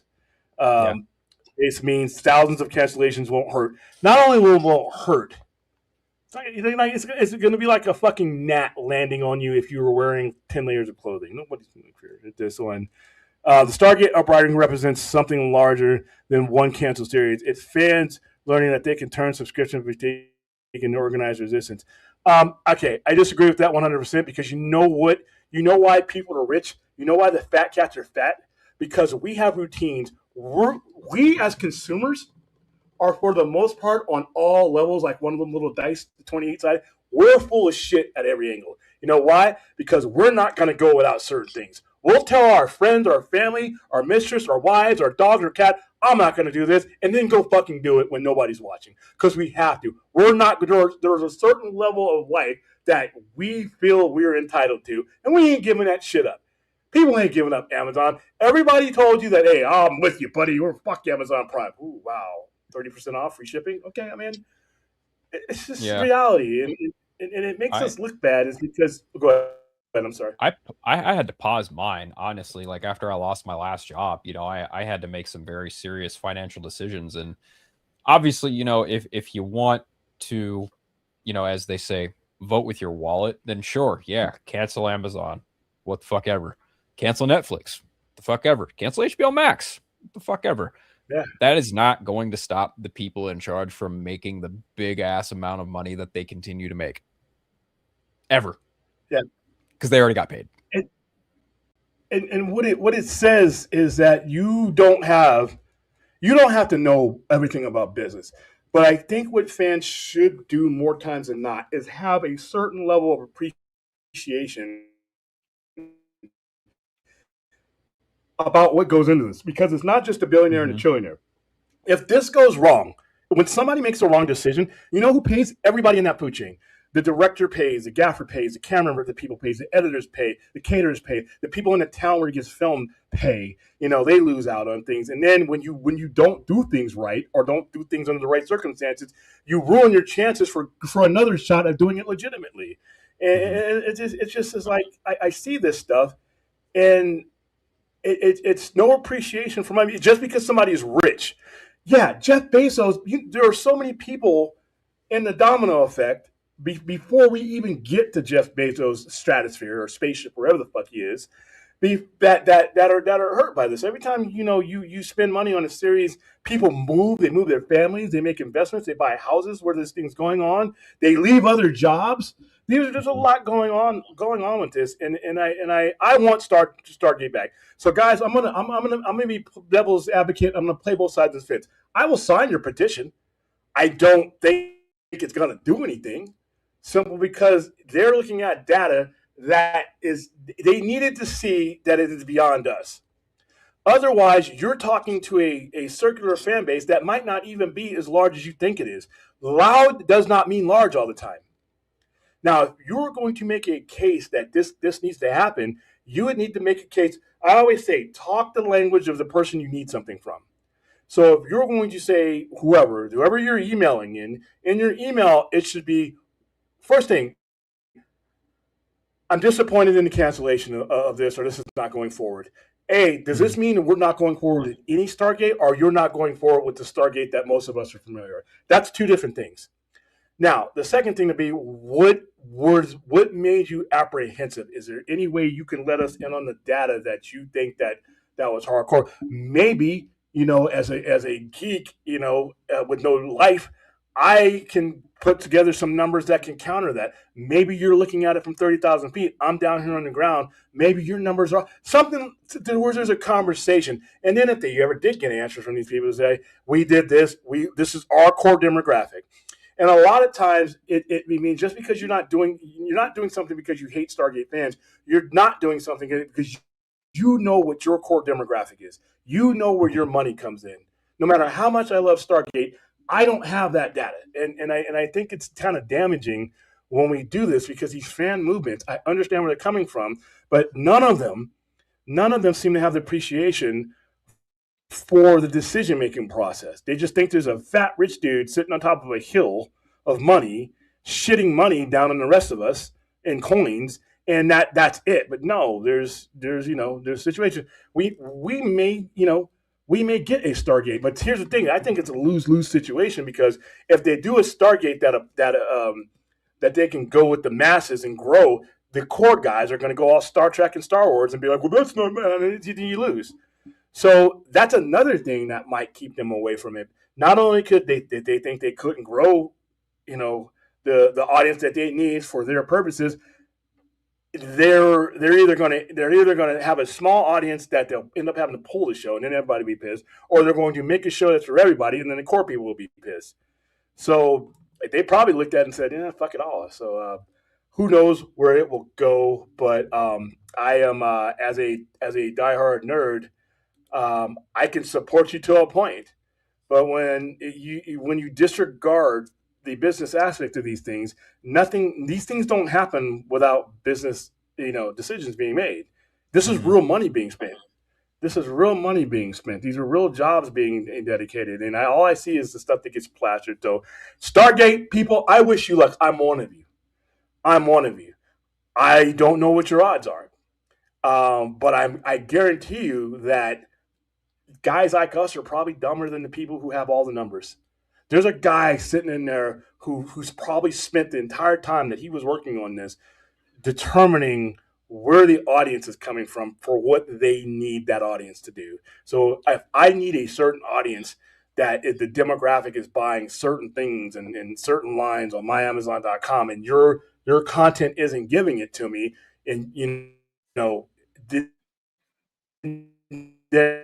then I don't need you. There's a lot of different reasons. I'm not saying that's the necessarily the reason, but I know the reason is probably something that we'll never know because we're not in office. But fans, if you want something, I just want people to just meet them halfway with this.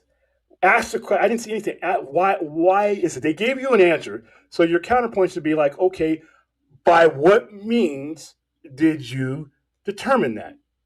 And guess what? If you told me that whatever it is had a small audience or whatever, and also tell me what your needs are, because guess what? You're making a show on Blade Runner after 2 bomb movies, so you've done data that tells you that this is going to be good for you, and you're investing that money.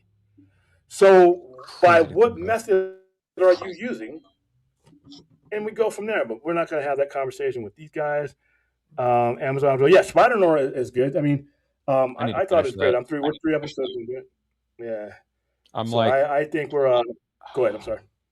I think I'm like 1 or 2 episodes into Spider Noir. It's not that I'm not interested. I just have a hard time finding the time to watch it and also like not fall asleep because I go to bed pretty early now because my job, I start at 5 a.m. and most days after work, I just kind of, make my dinner / lunch for the next day. And then I just kind of decompress by throwing something on and fucking falling asleep. And sometimes it will be new stuff that I want to watch, but I'll end up like falling asleep like right before it fucking ends. So I miss how it ends and I got to start the whole fucking episode over. Just one of those things that I got to find the time and maybe tomorrow, since I have tomorrow off, I might just like, binge it in a single day or whatever. I'm not entirely sure.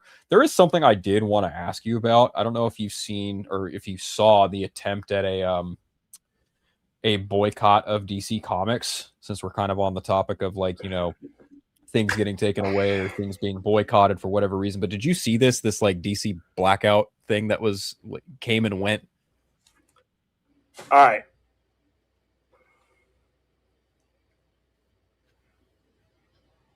Yes. Because it's in regards to, representation of black characters specifically in the mainline DC universe, not Absolute. Because when people would bring up, well, why are you boycotting this when Absolute Green Lantern exists, right? Or whatever. He wasn't the main so I'm just line. very curious. I'm just very curious to hear your opinion on this. I was a heartbeat away from adding this to the thumbnail. Really? I do want to discuss it because it's sort of sensitive. I watched the show. I watched the show where this originated, and I know of the person who put it out there. There was 2 guys. There was Jay Penumbra and then one other cat. I don't remember the other guy's name, but the other cat's the one that I probably know. Okay. All right. The topic is a valid topic. The concern is a valid concern. In my opinion, once you run out the thread to find out the why, then I think that should have diffused a lot of things. Now, representation is important. You've heard me say this on this show many, many times. We've spoken about it elsewhere as well. Yes, exactly. Yeah. So is money. I'm a black guy that wants to be represented. But I need money too. So when they put out, a lot of different people put out examples of things that are doing well, but then they said, well, like Mr. Terrific, well, that's a miniseries. Or they would have these different disqualifiers that I didn't agree with. Or Green Lantern, who one of the best-selling books I have, that is headed up by not only a woman of color, or a woman, but a person of color. And they said, well, that's not the main line. And I even got it, and I'm like, all right, here's the thing, guys. Absolute DC is a driving force behind what's going on in DC, period. And as time goes on, it will be on all mediums. You will see games, cartoons, movies, and everything else. And it won't matter that it was an offshoot universe. In your narrative as a fan, the fact that it is a alternate universe, and you considering not the mainline universe of money and bills being paid, Mm-hmm. and that the main line is what's selling the best. For all intents and purposes, the main line. It may not be the traditional narrative, but it is the moneymaker right now. It's selling millions and millions of copies more than anything else. Right. So there's that. And the other thing is, well, they're only getting limited series. Sometimes you have things that are risk apprehensive to the point where you have to see if there's an audience. There are a lot of really, really long-term and very successful books that started because they put out miniseries are letting the publishers know, does this character have a following outside of a group or outside of being a guest star? I'm going to give you the perfect example of one that ended up phenomenal, The Punisher. Mm-hmm. For 12 years, 1974 to 1986, 85, 86, The Punisher was nothing. He was a guest character. And it was when Frank Miller started using Punisher and when he, Captain America, things like that, and then Daredevil, Child's Play, look that up. That's when the publishers realized we may have something here besides just a guest character. And that's why Stephen Grant, who I got to meet last week, that's why Stephen Grant and Mike Zeck were commissioned to do a miniseries to see if this character had the standalone attraction, and he did. And in 1987, Klaus Janson, Carl Potts, Larry Hama would make the Punisher ongoing series, which would be the Punisher War Journal, and the rest is history. Just because Mr. Terrific was a miniseries doesn't mean that that's not important. If you buy that miniseries and you support that miniseries, then you may get what you're looking for. And here's another thing. And this is the part that probably is going to put me at odds with certain black people. Even if I was running DC, as much as I want to see myself represented, I have to understand that I have to make characters that everybody's going to buy. If I make a character and it's only relatable to 13%, it's only selling, then guess what? I'm fired. You have to understand that a lot of the success of any black character's numbers are going to be because people across the board are purchasing them. White people are purchasing Jon Stewart's Green Lantern. White people. It has to be all of us. You can't. You can represent the character once you're writing them, but to say that because it's been 1,200 days since and there was a lot of qualifiers there that I didn't agree with, that I could respect, but I didn't agree with, and the fact that you have to make anything that we're doing, we have to make, and any black person that's in any entertainment that is selling anything, it has to be appealable to everybody to begin with.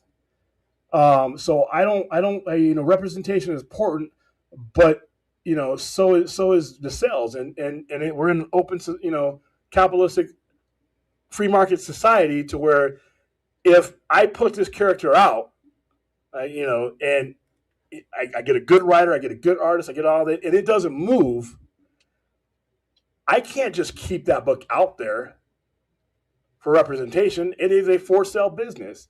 So I thought that I thought the conversation and the concern was valid, Mm-hmm. as long as they ran out out the thread and figure out, okay, this, and this is why, it's just, you know, and now let's look and see what Green Lanterns does, because a whole bunch of people of all walks of life are going to watch HBO Max, despite what everybody who wants cartoon costumes on the show is going to say. There's going to be a lot of people. There's going to be probably just as amount of people who watch Game of Thrones that are going to watch the show, especially the first couple episodes. That's going to bring a whole brand new people to a black character who, in my opinion, after they kill off Hal, is going to be the star of that show. So we just have to be ready when it's time. I can't fight math. If you're putting out certain books and they weren't moving, what do you? To me, it would be fraudulent to try to push a narrative that's not there.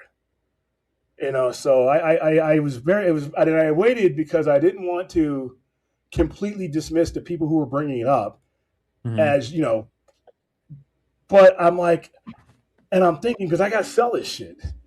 It's like, how do I? If you're boycotting, to me, you're not a stable customer. You're boycotting and saying you're not going to buy from me as a publisher or a distributor until I put characters in. But then there's these qualifiers. So Justice League is led. When Jon Stewart's part of Justice League, and he gets his own book. That's going to happen because I've done the research to make sure that character is appealable to the amount of copies I need to sell. And that's what it comes down to. Representation is great. I want to see me up there anytime I can. But at the same time, it's not a charity. And, there's a lot of independent stuff coming out. A lot more independent comics are selling out. But to boycott DC, I don't think that's productive because of the reasonings why you wouldn't have these to begin with. So once again, we're back at the whole math thing. Now, if we had characters that were flying off the shelf type of situations, Deadpool numbers and things like that, that were there, then fine. Now, does the industry need to do a better job as a whole as creating these characters? Yeah, I can go along with that. But once we create them, they have to appeal. Blade's been around for 50 fucking years. Yeah. How many times has that book been canceled? So it's more complicated than it's more complicated than what I thought that the headline of it was. And I thought, I listened to some of the people who brought it up, and I just sat and I listened. I'm like, that's a legitimate concern. Now here's this, because you're concerned without it's a risk. You're taking a risk, and canceled books hurt people too. So tough one. That's a tough one. But I was good. I kind of have a very similar take. I mean, obviously, above all, representation matters. That much is very crystal clear. And do I think that DC has not necessarily a problem, but they definitely have like a very, it's the way I want to word this. They have a very specific target point when it comes to selling their books, right? And to me, when it comes to DC doing their books, and when it comes to, attempting to, because it didn't go all the way through. They pulled the campaign because they realized they were being a little bit more harmful to not only just like certain other communities, but by singling out black-led characters not getting ongoing series. Like, yes, valid critique, valid point, absolutely. But then your point about making a living and keeping the lights on comes into play at an absolute time. Because when it comes to it, when you decide I'm no longer going to support DC, I'm not going to buy these books, sure, you're not supporting DC at that point, but then you're not supporting the comic book stores. You're not supporting the shop owner you go into every week to talk about this stuff with. You are avidly taking money away from them. And above all, you are discounting and being unfair to the people who are making these books at prices and wages that they definitely deserve more of. They deserve a higher pay, in my opinion, because that's also another thing, is that creators, artists and writers alike They have to legitimately fight for fair wages and healthcare and things like that. I mean, look what happened with the late great Peter David, for crying out loud. Like, it's insane that like the big two have the resources to genuinely take care of their staff, and they avidly make it harder for them to do their job in certain respects. And so it also, I was talking to another friend about this too. Like, they are owned by Warner Brothers, and there is directives from top down because of the current administration of like, yeah, no, keep doing what you're doing at DC and don't make any alterations, right? But also at the same time, like I would pose the question, well, if you want more of these stories from this publisher, why weren't you buying them when they were doing them? Because the sales numbers reflect milestone numbers. Right.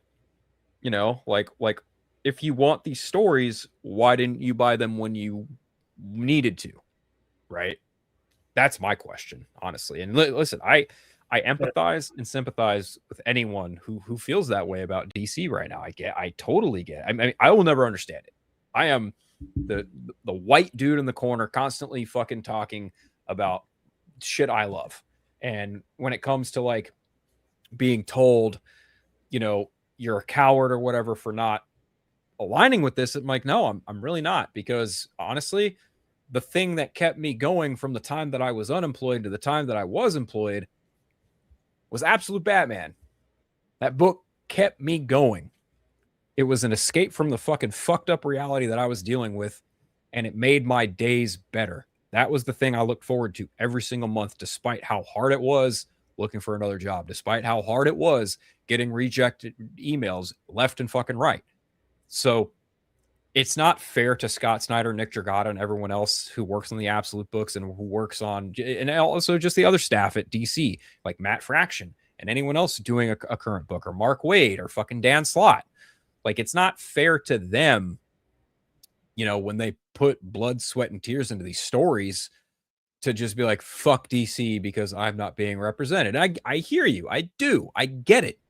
But again, there is a level of monetary importance and financial responsibility that goes into this shit. Yeah, I'm not a fan of, Warner Brothers taking knee to the current administration and directing DC to do that in some respect. Unfortunately, that's just the reality of our capitalistic society that we live in, and it's fucked up. So, plus it's time too. That too. If you look at one of the most successful black characters in comics right now is going to be Miles Morales. Morales, we're still developing Miles Morales. And Miles Morales is relatable to people of color and Latino. That's great. But what makes Miles Morales move is that he's relatable to a kid going through things with only a certain group of people he can trust. That was what made Spiderman what he was. So I have this black character, but his success comes from his relatability to everyone. And at the same time, I'm representing him because I'm telling his story accurately to what somebody in that ethnic group would be going through, how he would be living, how somebody, I get people in there all the time that say they can relate to him directly because of that. But I also get people who are not Puerto Rican, who are not black, that can relate to Miles Morales because they're kids. They're 15, 16-year-olds, and they have a certain pocket of people that without them, they can't really go on. And that's what was the appeal. What appealed to with Miles Morales was the same thing that appealed to Peter Parker in the early days before Spider-Man got convoluted. And that's the kind of stories that you can make the case when you're talking to a guy like a Scott Snyder or somebody else and like, hey, I love what you're doing right now, but have you ever thought of this? And it's harder with DC, in my opinion, because of the legacy characters that have always been what they are. You've always, because of the era where they were created, they were all white, even though a lot of them were created by Jewish people. They were just all white because that was the era of capitalism we were in. And even with Marvel's characters, the top tier characters that the companies are not boycotting, Storm, Storm came around in 1975, but didn't have her own miniseries until decades later. Mm-hmm. You look at Power Man and Iron Fist, things like that that were, but look at the success of those books, though. Mm-hmm. You have to have the time and patience and to develop these characters over time and make that demand over time. Then say, hey, I'm just gonna step away from your product because you don't have this. Um, Once again, talking the language of the that you want the person you want something from. I don't ever see sitting down with Scott Snyder and having him fight me on that. If I were to ask him, hey, sir, what do you think? He created a Catwoman. He fundamentally changed Catwoman to so that because that story fits. Um, Right. Right. a lot of it, and that's another thing is it has to fit into the story. As much representation I don't want us shoehorned into situations just for that purpose. Like I don't want when you talk about a black Superman, I would rather you just give me a Daxamite that's not Superman. I mean, give me somebody who's got their own thing that we can grow with. But that's another thing I think it's harder with DC because we were all bad. These characters are 60, 70 years old before some of us were even born, and Mm-hmm. they have that status. Well, but you have a character that's been around 50 years, like John Stewart. John Stewart's some people's favorite Green Lanterns, and he didn't become popular just because we were watching him. Mathematically, it's impossible. It's like the president. Yeah, glad number 44 is a black guy. He appeals to everybody in order to get elected, and Mm-hmm. he represented himself and us just fine at the same time. So it's a numbers game. It's a sensitive one because I really wanted to be really careful how I responded because I just didn't want to completely dismiss. But at the same time, it's like it comes down to we are selling comic books. We are. It's not every day is Mm-hmm. not free comic book day. We are selling these things, and we need to know that they're going to have an audience for them. And it's hard to gauge. How am I going to gauge my audience when you're telling me you're going to boycott when I got a top 10 selling book with a black woman at the head of it? So tough one. Like I said, that's another problem that DC has. Both of those characters, even though John Stewart is done well, is they're derivative characters, and I think DC might want to, if you want to do a Superman character, dude, we have Dax, and he doesn't have to have a red S on his shoulder. Integrate the icon, and they did integrate the Milestone universe into the mainline universe, and I don't know what the future holds in it because I don't know what the overall sales were for this, but in order for me now, that's what I'm going to be using. If I'm going to go ahead and say, you know what, you think we need more mainline black characters, I put icon out there. How much did it sell? And I would need to see big numbers from that, or at least trending numbers for that, for me to answer your question. I need this. I need black light. I need these characters to resonate in a way. Otherwise, what am I doing? So do I. I want Black Lightning to get it, and I want Icon to get a. The milestone stuff was good. I also think the problem with Milestone, as good as it was branded in a way that it was just for us in some cases, or it was perceived in a way that it wasn't for everybody, even though the Mm-hmm. stories really were. But it was never DC didn't market it right in my opinion either time. So that's why I'm always for when I see a milestone because I think what's his face is getting he's going to become part of the Justice League or Teen Titans.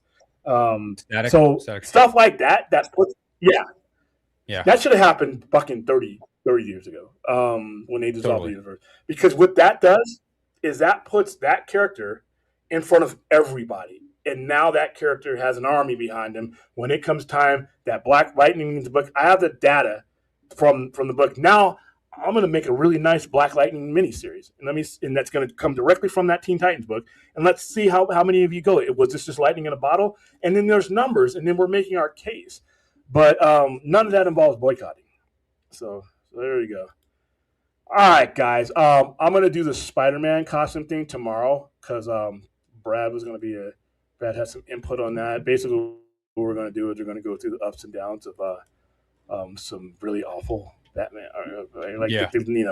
like the. I'll kind of do it now because there's a costume that I really let's. This will be real quick, but I'll go into more detail. We'll go with the OG because without Steve Ditko, we don't have anything. For those of you, the millions of you who will be going to see Spider-Man: No Way Home, and if you saw not No Way Home, I'm sorry, Brand New Day, but you saw No Way Home, you you had to see that inspiration. Steve Ditko is the now it's Todd McFarlane who has done my favorite version of Spider-Man. Even he got his inspiration from Steve Ditko. So this is the godfather of it all. And that blue that you saw at the end of No Way Home, this is the basic album. You're looking at Spider-Man No Way Spider-Man Brand New Day uniform right there. Now, then we go on to one that I wish never existed, and I know a lot of people like it, but this one's in the shit category for me. I hate it for a lot of different reasons. Um, it's ugly, for one, and the reliance on Tony Stark for this costume is just it makes my head spin. There is this costume for me is ugly in every way. Just nothing about it I like. Um, I hate the way it looks on screen. I know there's versions of it in the comic that are even uglier. I hate this costume. Um, this is not your forever neighborhood Spider-Man. This is basically Robin, Iron Man's Robin. This is Dick Award. This is what you're looking at here. I hate this costume. So this one's at the bottom for me. And then you have now I agreed with this decision back in the mid '90s because that was my first year open of replacing the current mainline Spider-Man and making it so that Ben Riley was the Spider-Man, the original Spider-Man, and that we had been following the clone all along, and are from Amazing Spider-Man 149 until now. What I didn't like is the ugly ass costume they gave him. Uh, they wanted to make it different so that it wasn't, this is different. It's a new era of Spider-Man.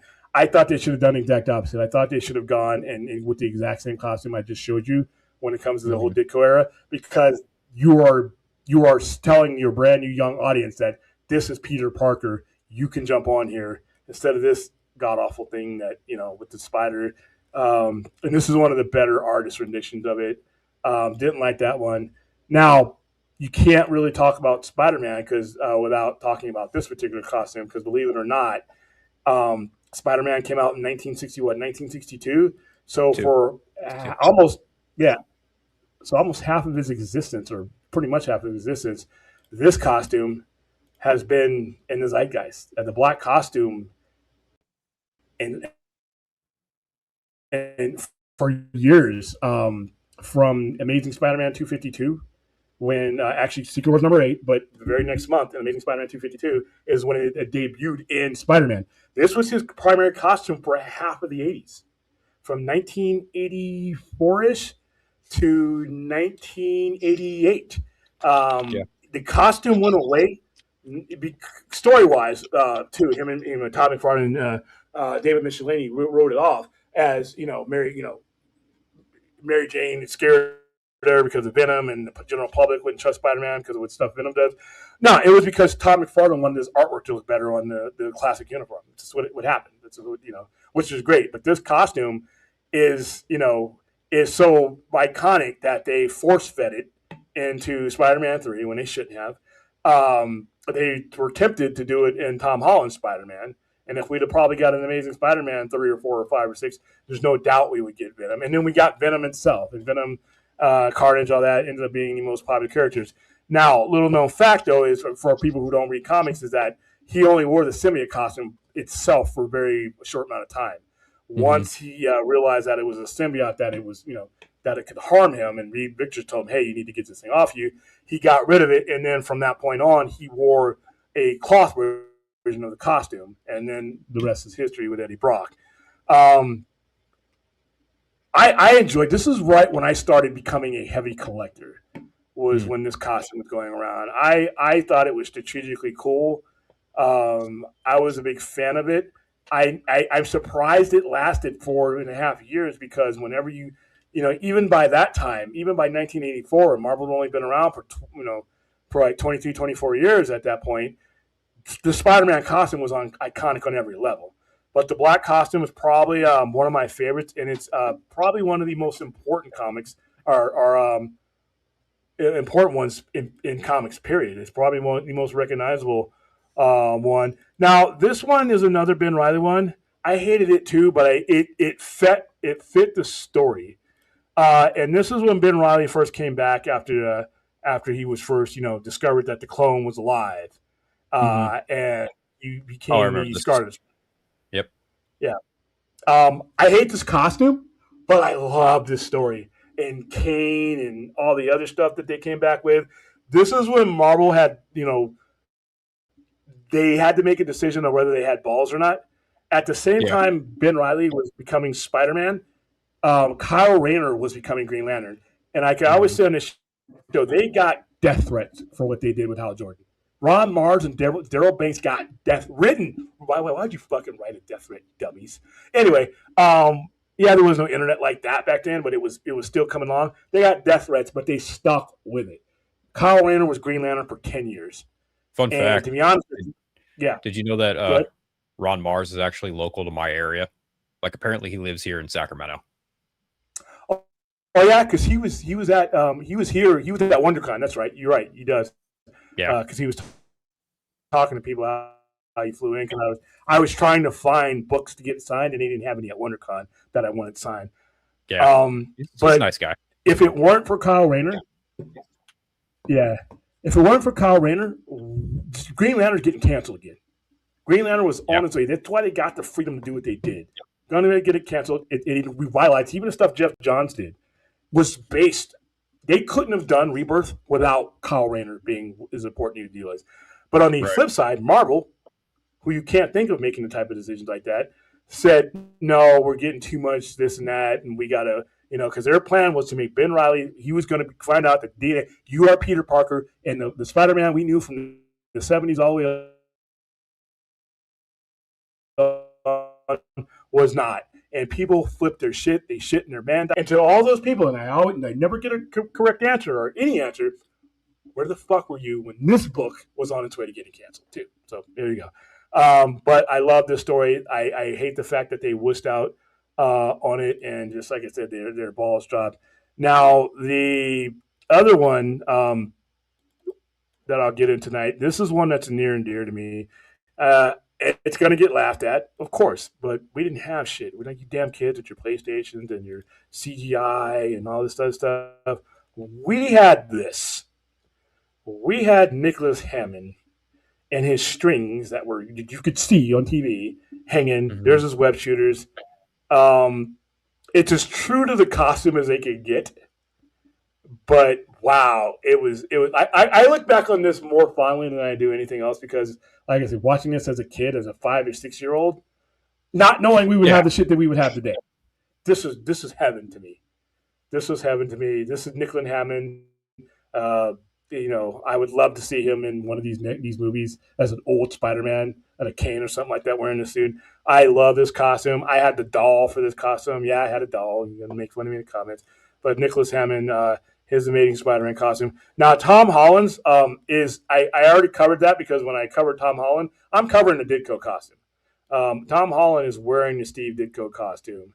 So those are the few. And we're going to do this every week. We're going to pick a character, a mainline character that's had a long history of costumes because some of their costumes are fucking shitty. There are some really awful Green Lantern costumes out there that I'm going to have to call out because they're ugly. Superman has had some costume changes that I don't like. Batman has had some costume changes that I'm not, but he's had some great ones too. Especially now when you have alternate universe, I'm going to have to add some Absolute Batman and also their gear and equipment. We're going to cover the Batmobile. Now, if you're reading Absolute Batman, he has a fucking building that can run you over, by the way, that can collapse, but it collapses into a damn NASCAR. That when I saw that issue, I'm like, wait a minute, how is he going to, oh, wow. And even Alfred's MI6, he's just looking at this guy like, dude, you don't have any money. How are you doing any of this? Everybody has money, but this guy, and he's got his, he's working as a not a plumber, but a construction guy. Everybody knows he's Batman, by the way. Fuck the secret identity. They all know it's Batman. So that's we can done with that one. Spawn is the best-selling debut comic. Not from the yeah, Image. We've covered how Image meant to the game. They were good and bad for the industry. One of the reasons why I can't stand Superman number 75 and things like Nightfall and all that is because along with X-Men number 1, but X-Men number 1 could justify its print rate. These companies they looked at each other and said, "You sold how much?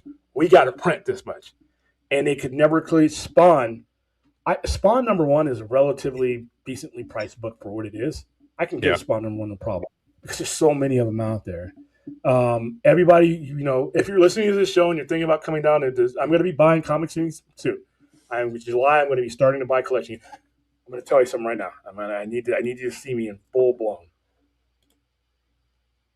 Do not bring me Superman 75. I repeat. Do not bring me anything in the Reign of Superman story. Don't do it. All right? If that's in your collection, don't bring it. Leave it on the coffee table. And if you bring it, when I'm flipping through your books, I'm just going to put it to the side. I'm like, I'll take it because I got a bird at home. I can put a Linus fucking cage with it. So there's no value in that book. Don't bring me The Breaking of Batman.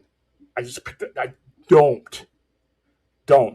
If you're going to bring me an overprinted copy that still has value, X-Men number 1, Jim Lee, sold more comics than anything. Spiderman number 1, Todd McFarlane, I love that cover. I get those in all the time, but those sell. But yeah, this didn't Image. I'll take your Spawn number 1 because I can still move it. Especially if I get it signed, but there's just so many. XO Man of War, I don't need it. Chromium covers, man. Chromium covers used to be like, wow, they're doing a what? What is that? It used to be to cool. The point where every issue. Yeah, it's like, so yeah. Spawn Image is a cool story because it made a lot of opportunity for a lot of people, but they along with other factors drove the industry to print so many things that it's just like it killed the market. It nearly drove Marvel into bankruptcy. And DC, had they not been owned by Warner Brothers, who would never allow them to go into bankruptcy, it was hurting them too, but yeah. So yeah. But Spawn, The Death of Superman, yeah, there we go. I said it 1,000 times on this show. That's why, and listen, I love BVS is in my top tier of all-time comic book movies. I disagree with The Death of Superman being in there. I think there are other ways you can make them realize the importance after he's gone or left or going somewhere than The Death of Superman. In Breaking of Batman, Breaking Batman, I can't stand Bane. I couldn't stand him until Absolute Batman. I hated that character. I'm like, you had to create this character. I'm like, Batman has had a rogues gallery as long as my foot and my legs combined, and you had to create somebody who could do the same shit that all these other characters could do. Why? Because you needed a news story. Oh, we're Superman's dying. We have to create Doomsday, who until recently to me was worthless, because his spot in the both DC universes or in the All-In universe is very important. But you created a character to kill Superman when there's people that can do that already. Why? Because you wanted to get on the news. What happened when you did that? You had to print enough for the speculators. Right, so you drove once you jam up the river with so many logs, we ain't building no houses. So yeah, please guys, don't do it. Don't if you're under the illusion that it's worth a lot of money because it's The Death of Superman, it's not. I see him. I saw one at the show I was just at. Guy had like 30 of them. It looked like they were like $2, and he was placing them and he was using them to separate the comics. So I'm like, yep, there you go. All right, perhaps DC should create a Justice League Black comic Justice League team with solely being. All right, I get the urge to see that, and this sets me at odds with even Black people who I share blood with.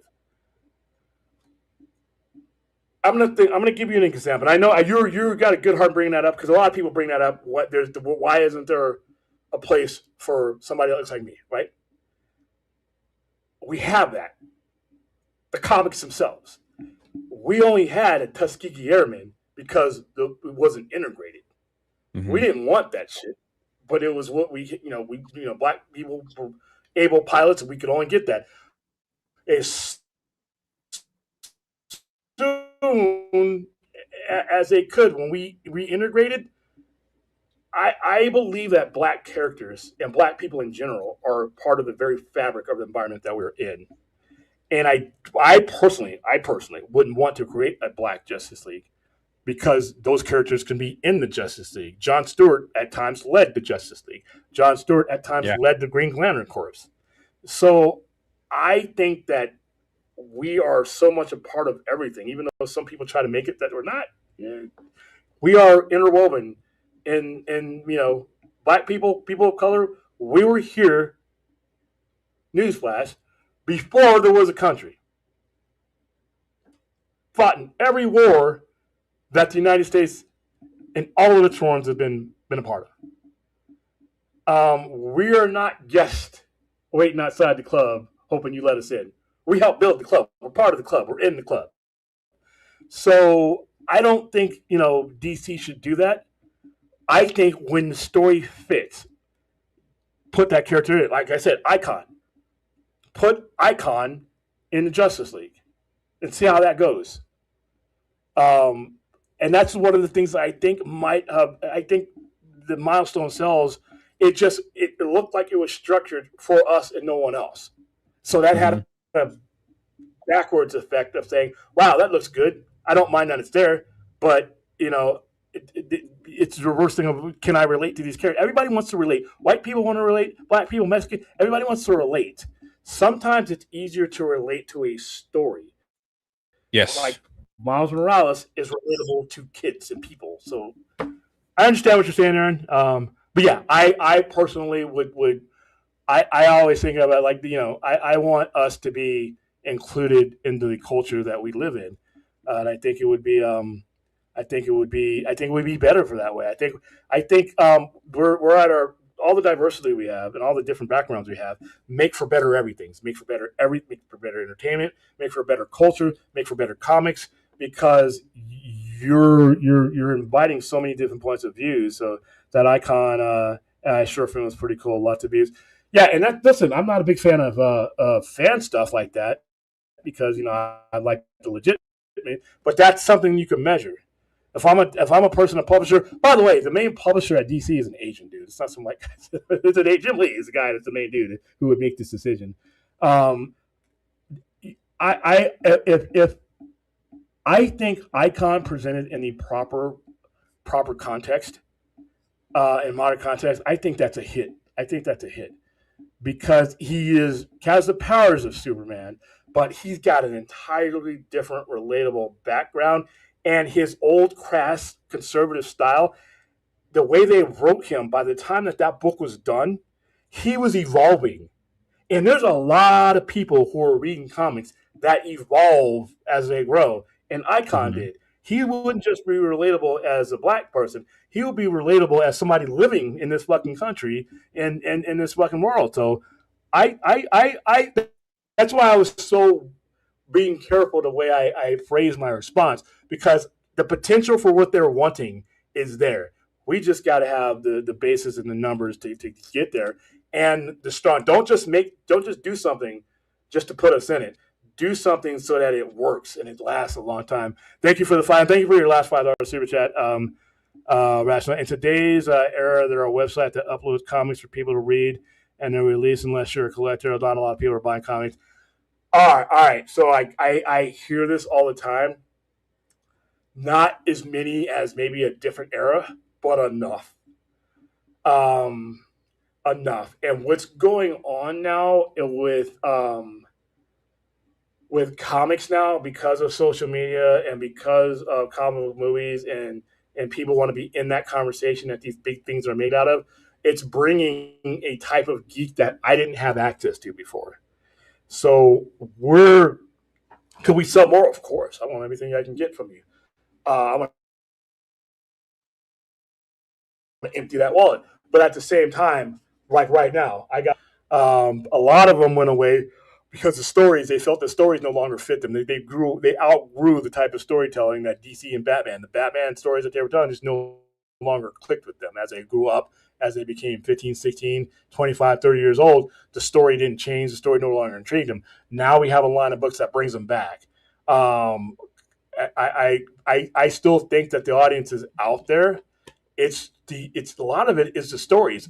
And I'm going to tell you one thing, because we had the audience that you're talking about before the decline. A lot of it was stupid shit like reboots, Secret Wars, Crisis.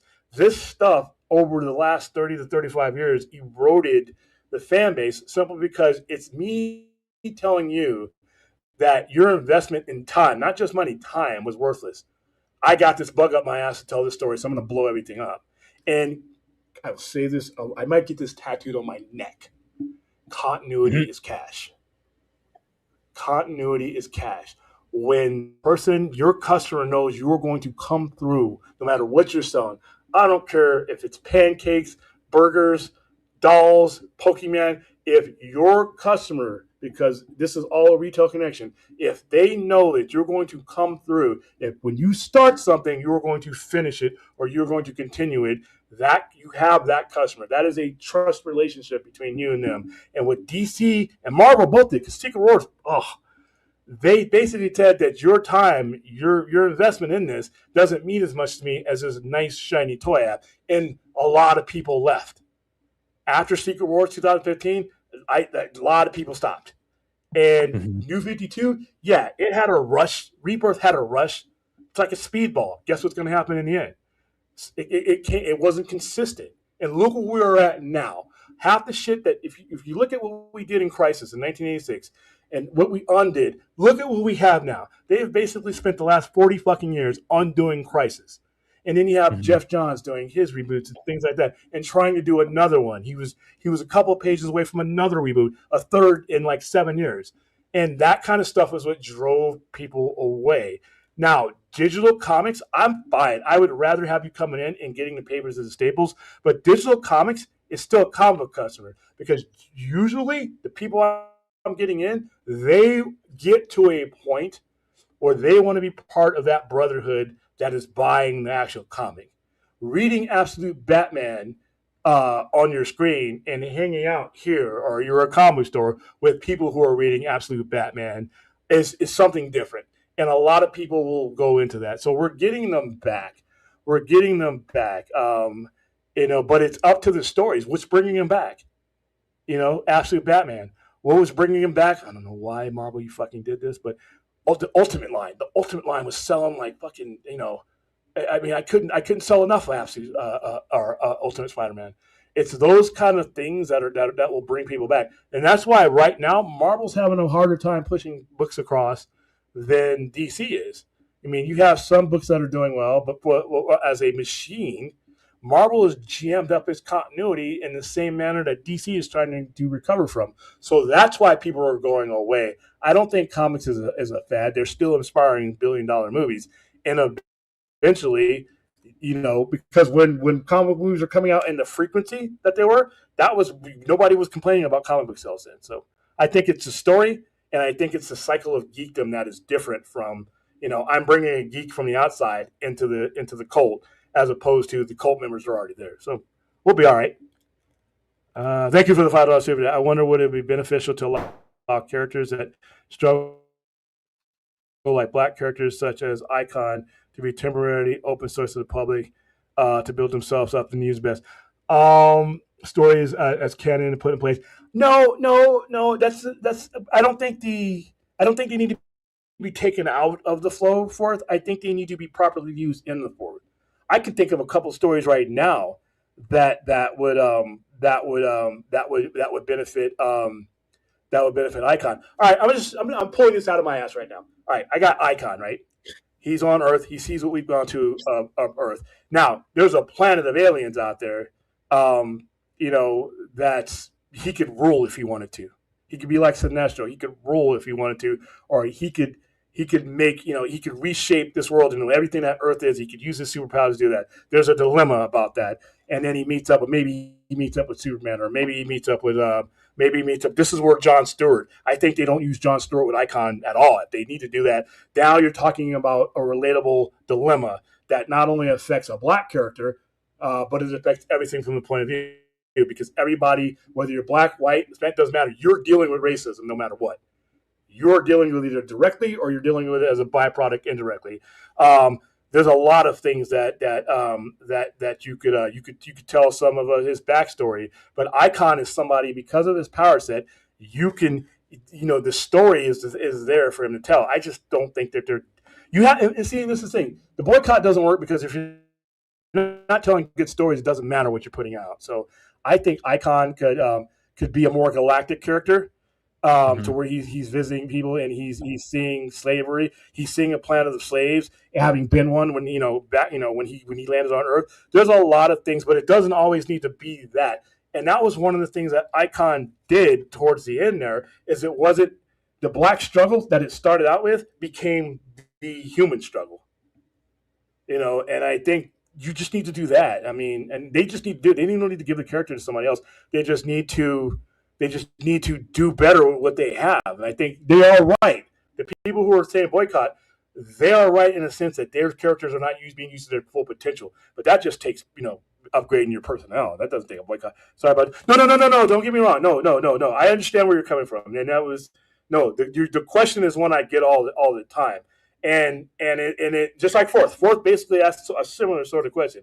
I'm just giving you my opinion. I think it would mean more if you integrate, the Army, our service in the Army means more because when I joined the Army, yeah, I could be in the middle of the most racist place in the world, but I'm with soldiers who come from all over the place. It's more important because we're integrated, and your importance isn't limited by anything. So I think integration and proper storytelling. No, your question was fine. And William, Phil, have you read Green Lantern War Journal that came out a couple years ago? I did not. I think you did, Phil. Did you? Oh, you did? No, you didn't? Okay, I thought you did not. No. Yeah, I thought you had. Well, I need to because I heard it's good, but I just don't have right. But when you don't work for DC, so there's rights protection. We're open to underdog character, but public serves a problem. DC pick. You could do that. You could that's just basically like submitting a story to a writer when you're trying to get a job. I mean, that's what a lot of writers do. So you could do that. And then there's also another way. Listen, at Boom Studios, it's not Marvel or DC. But here's the thing. When we're doing these characters they're looking. Marvel is looking, that character is selling. They're not going to care what brand. If something is moving somewhere, they're going to see an opportunity for it to move on a much larger scale. So gotcha. You could do that for it, but you could do that as an indie, but you can also do that as you can do that as somebody submitting a storyline. That was the last question. Wow, that was a good show. Phil, thank you for being here and Of course, man. flying co-pilot with me. It did. That made for a much better conversation. And I had no intentions. I did, but I didn't know I was going to when it came to that question. And I'm glad you brought it up. And everybody who had questions, there is no wrong answer. So don't feel like you asked me something that offended me. No, this is a discussion that really, and I think that the most fucked up thing about America in general is people are afraid to have the conversation because they're afraid of it blowing up. If you surround yourself with the right people, you should be able to talk about anything. If you can't have conversations like this, then just get better people around you. And because not talking about shit doesn't mean shit's not going down. And then when something goes down, when it involves race or sexual preference or anything like that, everybody's like, oh my God, I can't believe it's so awful. No, it was that awful before. You just hid from it. So I think it's better when these things happen in the time in between if we're having the conversations, if we're answering these questions. That's why I didn't mind those guys bringing up the whole boycott thing, because it's a conversation that should be had. I just think it should be rerouted to something that can actually help us. So thank you for everybody. Thank you for your super chats, your questions. We will be back on the air tomorrow for the Sunday night weekend wrap-up show, and we'll do 2 more episodes of Spider Noir on Tuesday. Other than that, I don't have anything special going on right now. It's been a long day, and I still got another about 40 minutes of being open. I still got customers coming. So you guys have a good weekend. Have a good Sunday. And that is it. Phil, where do you got to push? Well, I have a reaction up for the Final Fantasy VII Revelation trailer reveal from Summer Game Fest yesterday. So that happened. I think tomorrow at some point there will be a review for Scary Movie. My Masters of the Universe review is up on YouTube. I have a TikTok channel. You know, I'm basically everywhere except Twitter. Just at Twitter. That Twitter, people. Keep looking till you find them, and I'll give you a bonus when you do. Yeah, you'll get a bonus if you find me on Twitter. Good luck. It'll be some burner account. It'll be some guy claiming to be you. All right, guys. Thanks for being here. Yeah. Thanks for being here, and try to get to a convention. Two things. I'm gonna start ending every show with some of this. Get to a con. Yes. And have better conversations. It doesn't have to be Comic-Con. It doesn't have to be. Get to a con. I don't care if it's at your library. Surround yourself with your people, and the conversations are going to be so different than the ones we have online. I promise you. Get to a con, have better conversations, and I will see you guys on the other side.